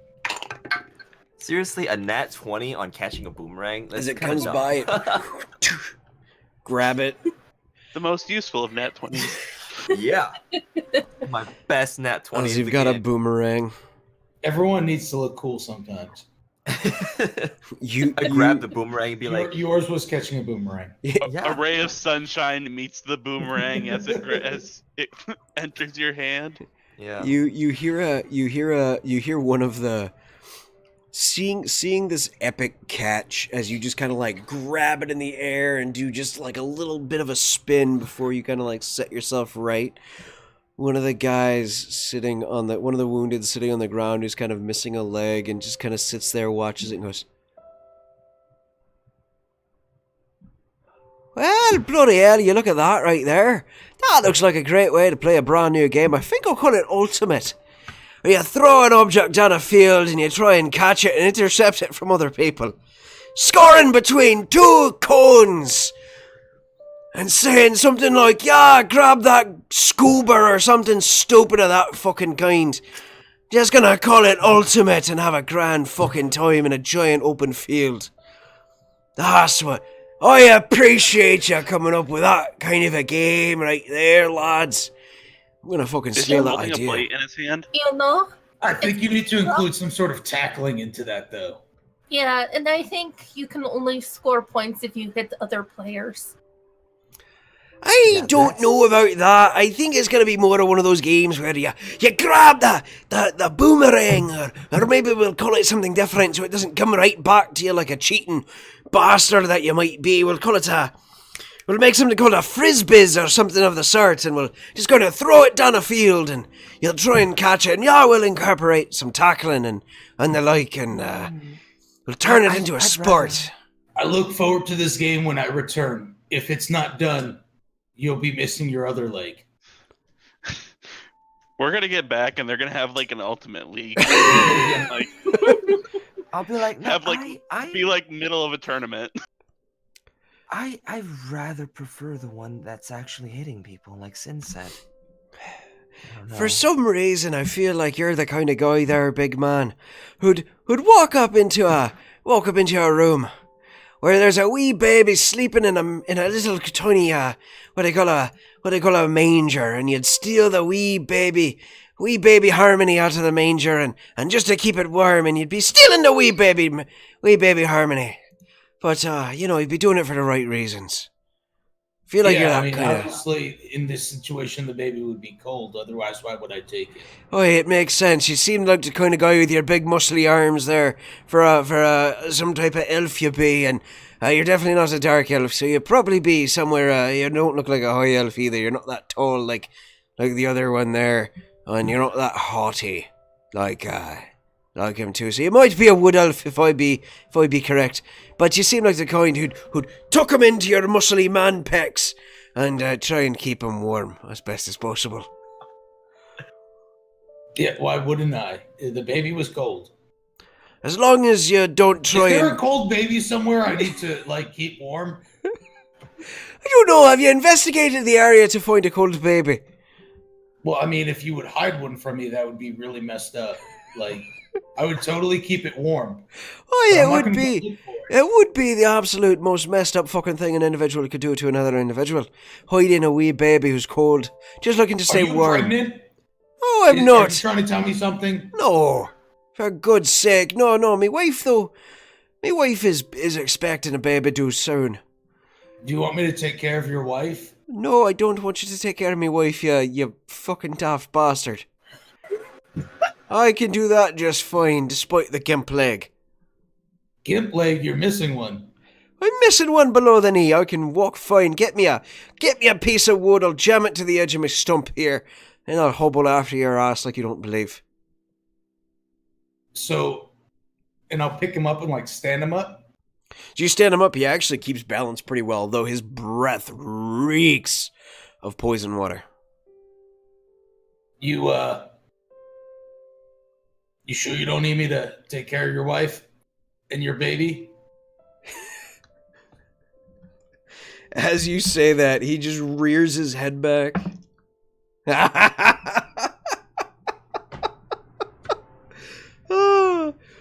Of all the times to get a natural 19.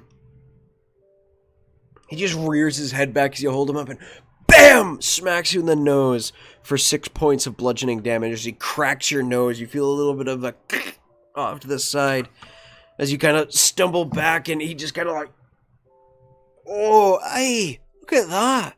No, I don't need you to watch after me, wife.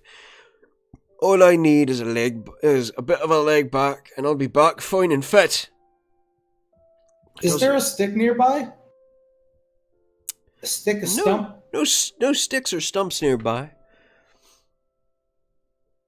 Well, I will rage, and I've got your leg right here, and I'm gonna grab him again and headbutt him in return. Okay, go ahead and make an attack roll. Oh no. Law. That's not so good because I don't get bonuses to hit. 11. 11, as you go to headbutt him back, he just kind of swings his body to the side, and you watch as the momentum carries him. He kind of gets this weird kind of drunken sway, and as he comes back around, he just cracks you one with the back of his fist to the rear of your head. That is a 17 plus 6 to hit. Yeah, that hits. You take an additional 6 points of damage as he cracks you upside the back of the head. Is that reduced to already half is 3 points of damage as he just swings his body like a drunk around and just crack smacks you upside the back of the head. It goes, "Oi, you think you're gonna fight with me, you wee bastard? I've been drinking and fighting longer than you've been born." I'm gonna kick him in his one good testicle. One good leg or No, his testicle. His testicles. Okay. I would like Guys. to investigate for the prison hooch. As that's happening, I'm just gonna give Sig the boomerang and go look for. That's 15. 15. That just barely hits.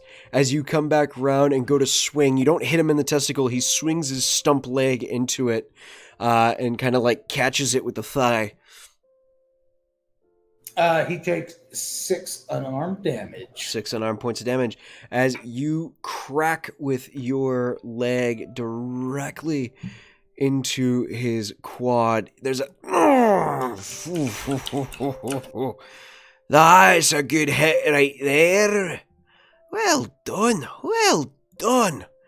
I am rightfully impressed. Well done indeed. As he kind of wobbles, see if he holds his stance. He does manage to hold himself in position. Give me a second, everybody. I'm just readjusting cams here. Oh, would I get a bonus action to... Yeah, I would, right? All right, I'll remember that next round. Yep. He seems, though, to be kind of just playing this a bit more friendly, like just kind of giving you quick pot taps and the like. As you kick out at him, he is going to swing back around and lift himself off of the ground, and as he does, he's going to come down and try and just pummel you in the side of the face. with a fist as he's just going to try and make solid contact with you on this one.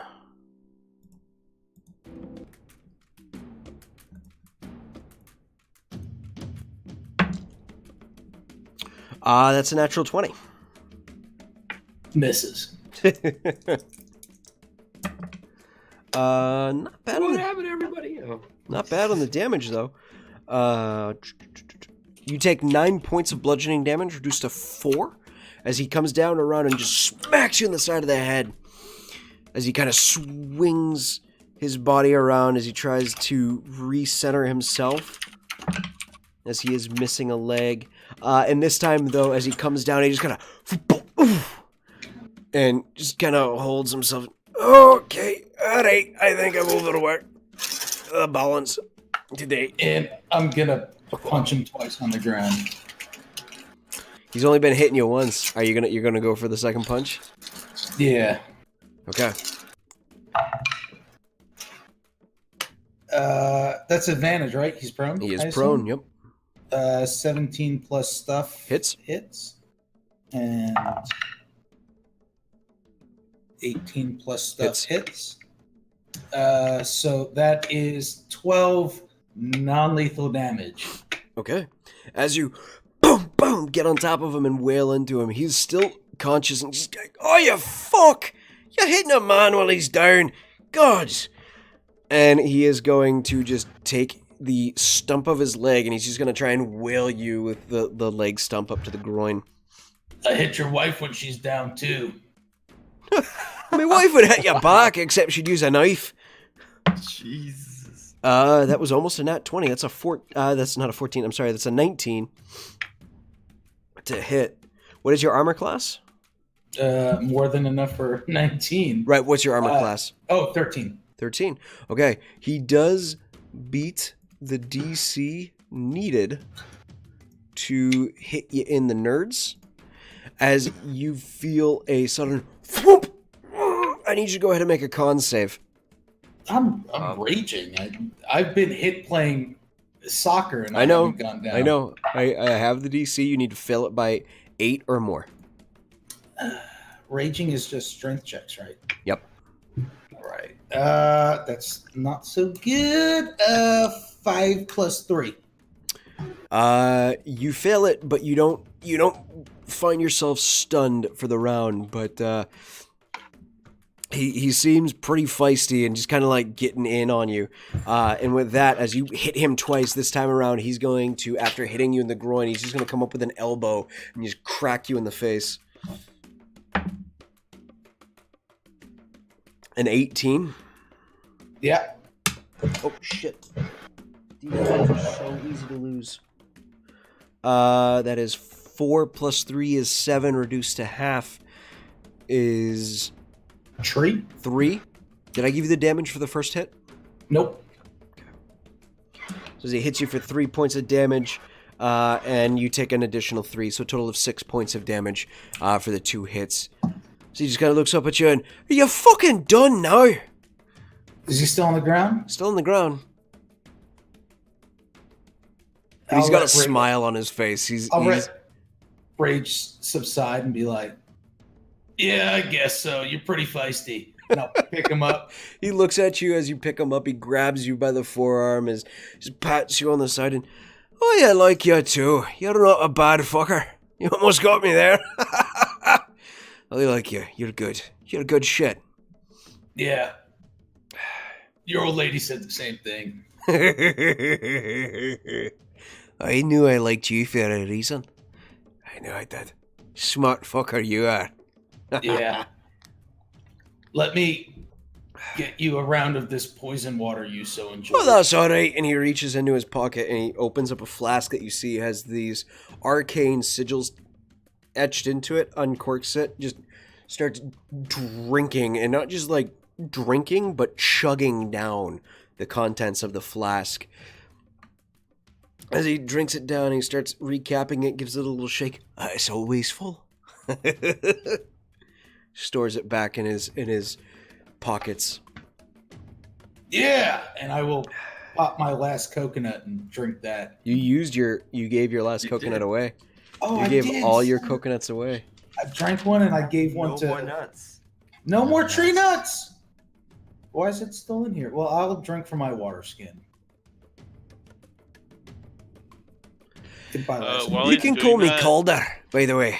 Calder Molly. Golden Well- Molly. Well, I'm Vitamir. I just joined the crew, I guess you could say. Oi, well, you're a good addition. I'm just the crew's drunk and drunken brawler, to say the least. If you're taking old shipwreck there off me hands, make sure he keeps his footwork going pretty strong. He's a good fighter, much like myself, though. He's not a drunk like me. Well, I just watched someone give Sig an eye that worked, so we'll find you a leg there.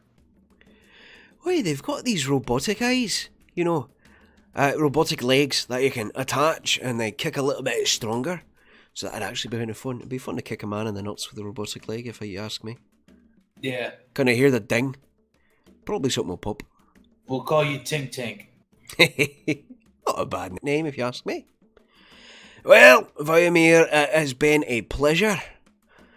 I hope you and your friends have a good fucking time whichever way you're going. All right, hey, watch out for all these guys, because we're gonna leave. I'll do my best. Do my best. He kind of eases himself down as he kind of lowers, and you see his core strength is pretty solid as he brings himself down, and as he gets low, his hand touches, whoop, and plops himself down. The rest of you, as that was going on, I was looking for Law. Law is sitting by one of the fires, just drinking coffee, eating some food, kind of going through a book, marking down notes. I'm gonna put a hand on his shoulder and be like, "All right, Law, let's get going." Oh. Right, okay. Stands up, puts the book away, grabs his bag, slings it over his shoulder. All right, where are we going? We're going to find some allies. Awesome. Let's get to it. Good. And then I kind of try to gather everybody before we head off, Okay. and just make sure that we have everybody there, and just like, well, Riva, if you would be so kind and lead the way. Absolutely. As Rivana joins you, she checks her kit, drawing a small dagger, just making sure it's there, drawing a what looks to be a climbing pickaxe. She kind of pulls that out, gives it a check once over, stores it back, and reaches into one of her inner pockets and pulls a small holdout pistol, stores it back. All right, let's get moving. Before we go, I go up to Sig and just grab his arm and like put it on my chest. Yeah? Do the thing. Was it the other arm? He takes his hand back, places it on his leg, and starts rubbing for a little bit of friction as he then puts it back up and slaps you on the chest as you get 15 points of lay on hands back. Nice. Thanks, buddy. We'll find you an arm. Yeah, I'm absolutely sure you will. Absolutely sure you will. As an afterthought, Fixers? Sazia is going to look for the Kenku. Make an investigation check. Fixer's gonna take measurements of Sig's remaining arm. Okay. Okay, easy enough. It's a 13. 13. You do not see him anywhere at all. Seems to be missing, dead, or just kind of keeping to himself. A little quiet. Sazi's just gonna think, like, hope to himself that Kenku's alive, and say nothing about it. Okay. Anybody else have any preparations before we go? Nope, I'm good.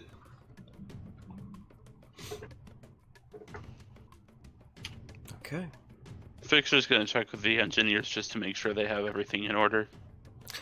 Yeah, they do seem to have everything in order. They are slowly welding together a large sled, putting the beds in the base as they kind of begin to measure out its width before putting the walls up around it and putting up a posts to use the blankets as a sun blocker and a rain guard. Okay, cool. Okay. As you all start making your way off down into the open plains, each step you take on this somewhat warmer but still fresh, crisp spring day, looking behind, the others do take note of you as you leave, and a few of them kind of let out a few cheers to see someone braving their way out, and letting out a few yelps and cat calls at you all as you make your way.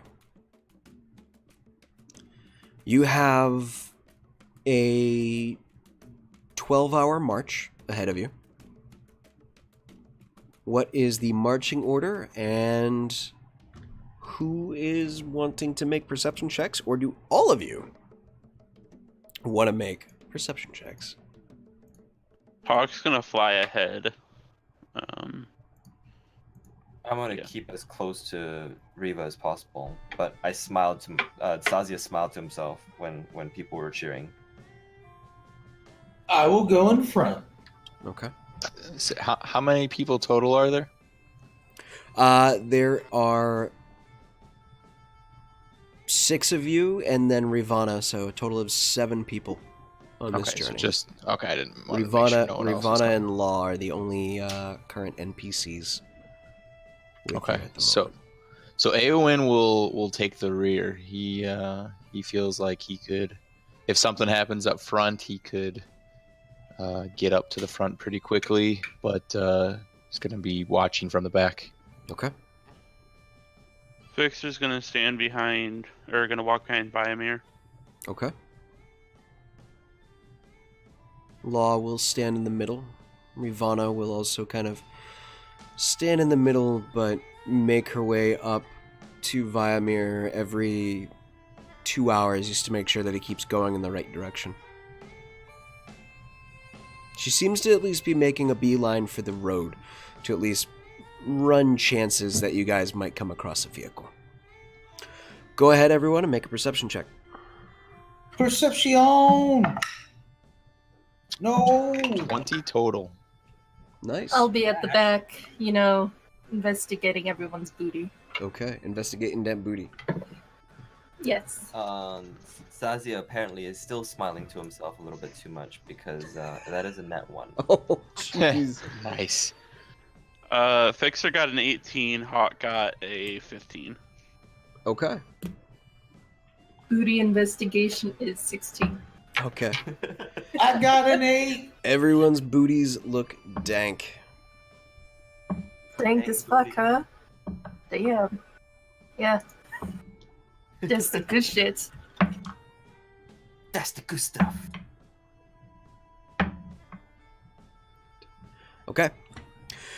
As you guys continue along your journey, for the first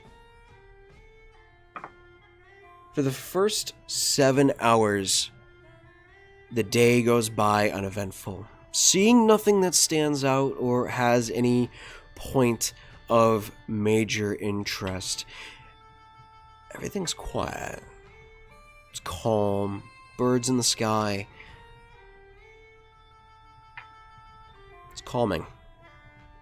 It's not until, however, the 8th hour of travel that you find yourselves coming across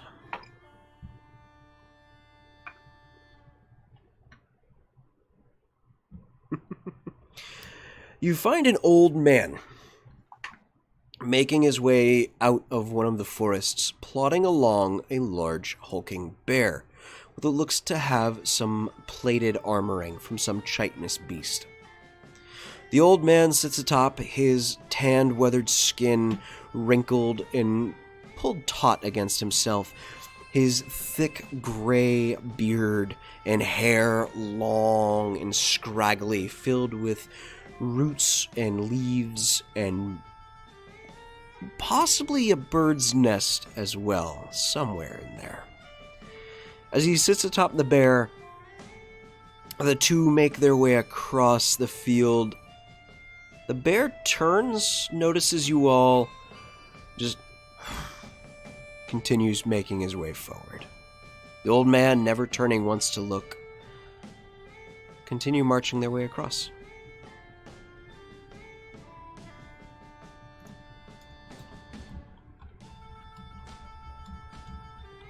You! Bear! You call out to the bear. The bear stops, turns. The bear stands on its hind legs, and you watch as the man his weight seems to shift without him moving, as he shifts himself into a piggyback position on the bear's shoulders. It's the strangest thing to see. And the bear kind of... Yes? Where are we? You're in the fields. Yeah, what fields? These fields have no name. These are just the fields. Are you from here? Yes. What sort of dangers lurk in these fields and the surrounding areas? Well, it depends on which way you go. We're going that way, and I point in our general direction of travel. That way, you'll find some goblins, some giants, and then there are beasts that turn things to stone. We don't head that way. Never that way. There's no berries or fish. The bear points. Fish are that way. Do you have any berries that I can have? I like berries. No, you must forage for berries. Where are the berries? The berries are that way. Points into the forest north towards the core mountains. All of you, by the way, can hear this bear talk. All of you are hearing this bear talk. Fix is dumbfounded. And Well- nothing being... Nope. Thank you, bear. You're your name? welcome. I'm Vimir. Hello, Viamir. I've learned that it is prudent to say your name to other people. I am Bear Borrington. Nice to meet you, Bear Borrington. Do you know where the keys are? I don't know of keys. He looks up at the man writing. Herman, do you know of keys? The old man opens one eye, kind of looks down, shakes his head. Herman doesn't know of keys. That is unfortunate. But thank you, Bear Barrington, and Borrington. yep, totally like you guys too. Right! The bear drops down back to all fours, the weight of the old man sitting atop shifting back as he sits back into the position, and you watch as the bear just continues to plod its way along. Should we look? That for bear some was food? funny. What the fuck was that? That was a bear. Talking bear. Well, I suppose I've seen it all now. Law, you see, is just opens his book and is just scribbling notes down. But there's fish that way and berries that way, and I'll point whichever direction Bear Borington pointed towards. Same direction, into the woods. I wasn't too psyched about the whole beast that can turn people to stone thing. Oh no, that does sound a little. Precarious. Sounds like something that wouldn't help. Yeah, I mean, goblins. Those aren't too bad. We've encountered goblins before, but never heard of anything that turns you to stone. Well, before the potential of us being turned to stone, I feel like we should at least not travel with an empty stomach. Yes. Yeah, that's a good idea. I'm really hungry. Takes a lot of my macros are totally off since joining this crew. Yes. Quite. Oh boy. That's what Stasi is recommending, to head in for some fish and berries. Okay. Fish and berries. That will take us about a half day out of direction. We could forage through the forest that they came from and see if there's anything there. Yes. That would be closer, but it's entirely up to you all. Regardless of it. I feel like you outrank all of us. I am not a member of your ship. The highest ranking officer on this ship is currently Eowyn. But seeing as you're all seeming to work quite well together, I will let you, crew members of the Phoenix, decide what you wish to do. I am simply here to guide you in the direction we need to go. Well, I vote right now to not have to listen to Eowyn.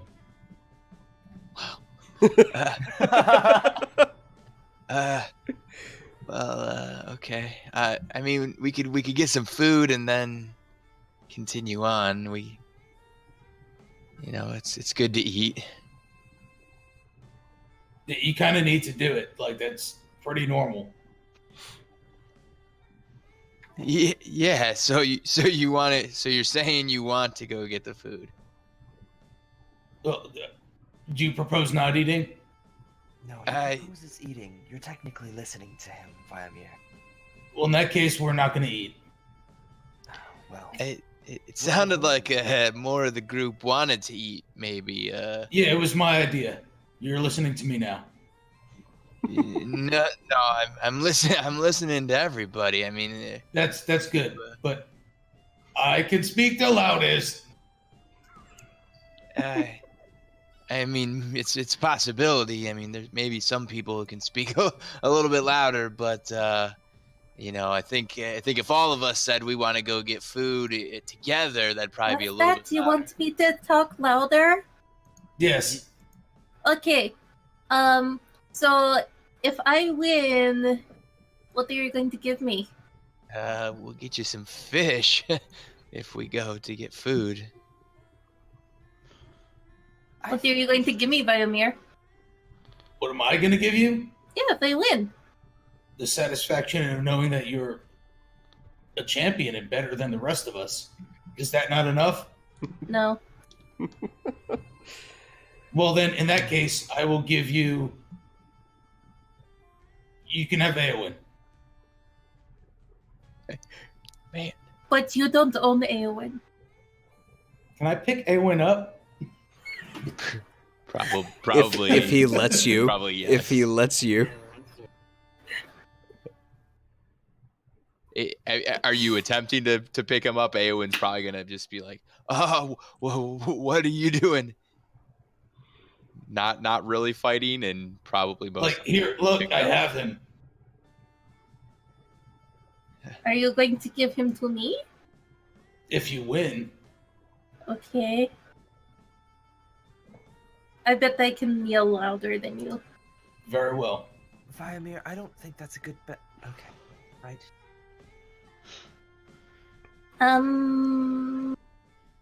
Yeah, Fix is gonna cover let's his do it ears. right now. Oh boy. At this moment, Ravana just plugs her ears. Yeah, I'm gonna do the same. What?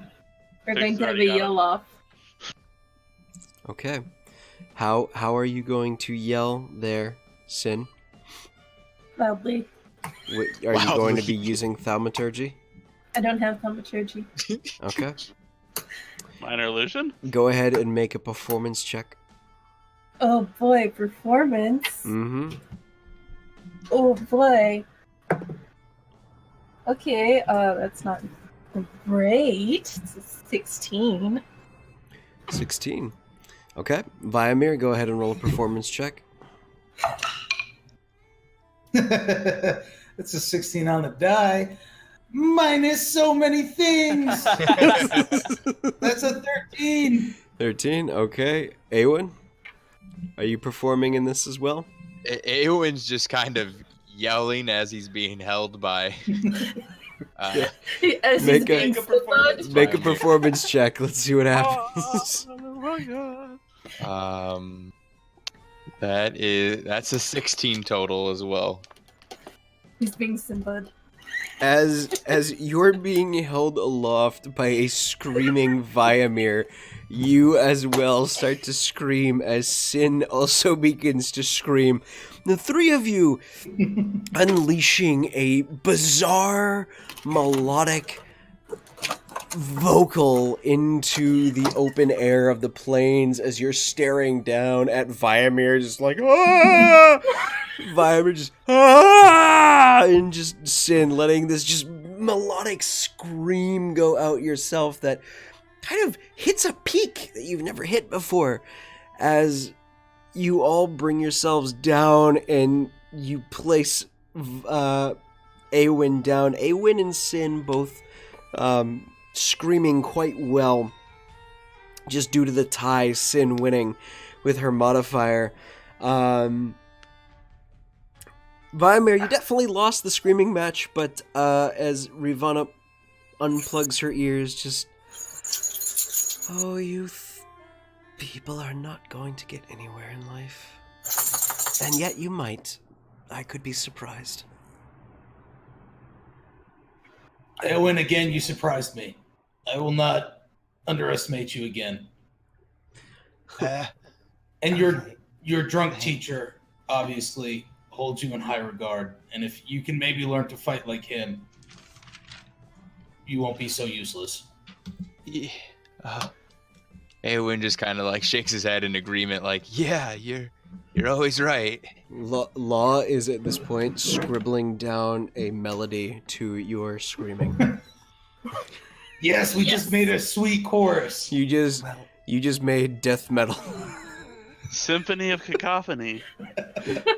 Law is now making wood elf and tiefling death metal. The perfect mix of melodies. Well, yelling aside, I feel like everybody, even especially after that screaming match, would need some food. I'll go hunt. Let's. All right. With the decision to head hunting being made, Sin. I want to high five Saskia. Okay. High five or two. Just kind of be like one hand on my palm and the other one high fiving her. Just face palming this. Alrighty. With Hawk is gonna go look for game, fruit, berries. have anything Hawk make a edible. perception check. I want to see if our screaming attracted any predator's attention. Make a perception check. Yeah, I'm super good at those. Hawk got a 20. Hawk got a 20. Yeah, I got an 11. An 11. Doesn't seem to be any predators. However, Hawk does notice about 200 yards to the far side of the forest where the bear came from, there is what appears to be a very thick strawberry patch. Who likes strawberries? And he's gonna run out ahead of. Okay. As you start making your way in the opposite direction of where the fish and the other berries are, is anyone following Fixer? Strawberry sounds good. But are they really strawberries? But I I like will follow. fish more. I like You follow? Okay. Yeah, Eowyn will kind of stay towards the back, similar to the marching order. Okay. All right. As everyone begins to follow and you start heading off towards this strawberry patch, that's where we're going to end tonight's session and pick up next week for another episode of Crimson Skies. Thank you so much, everyone who joined us this evening. It has, as always, been a truly immense pleasure running this game. I love it so freaking much, and I cannot wait until next week. Hey, DD, Hey, what's up? 2 weeks till Christmas. Oh shit, that's right! Next week is going to be our last episode of Crimson Skies for 2018! Woo! So, we might have a Christmas episode. Ooh. And, Perfect time to end with strawberry. No Christmas- more Red. No, not- Please, no more Rudolph. Red Christmas- was scary as hell. Christmas, No, I want Christmas in Grinch. Christmas in March. Christmas in March.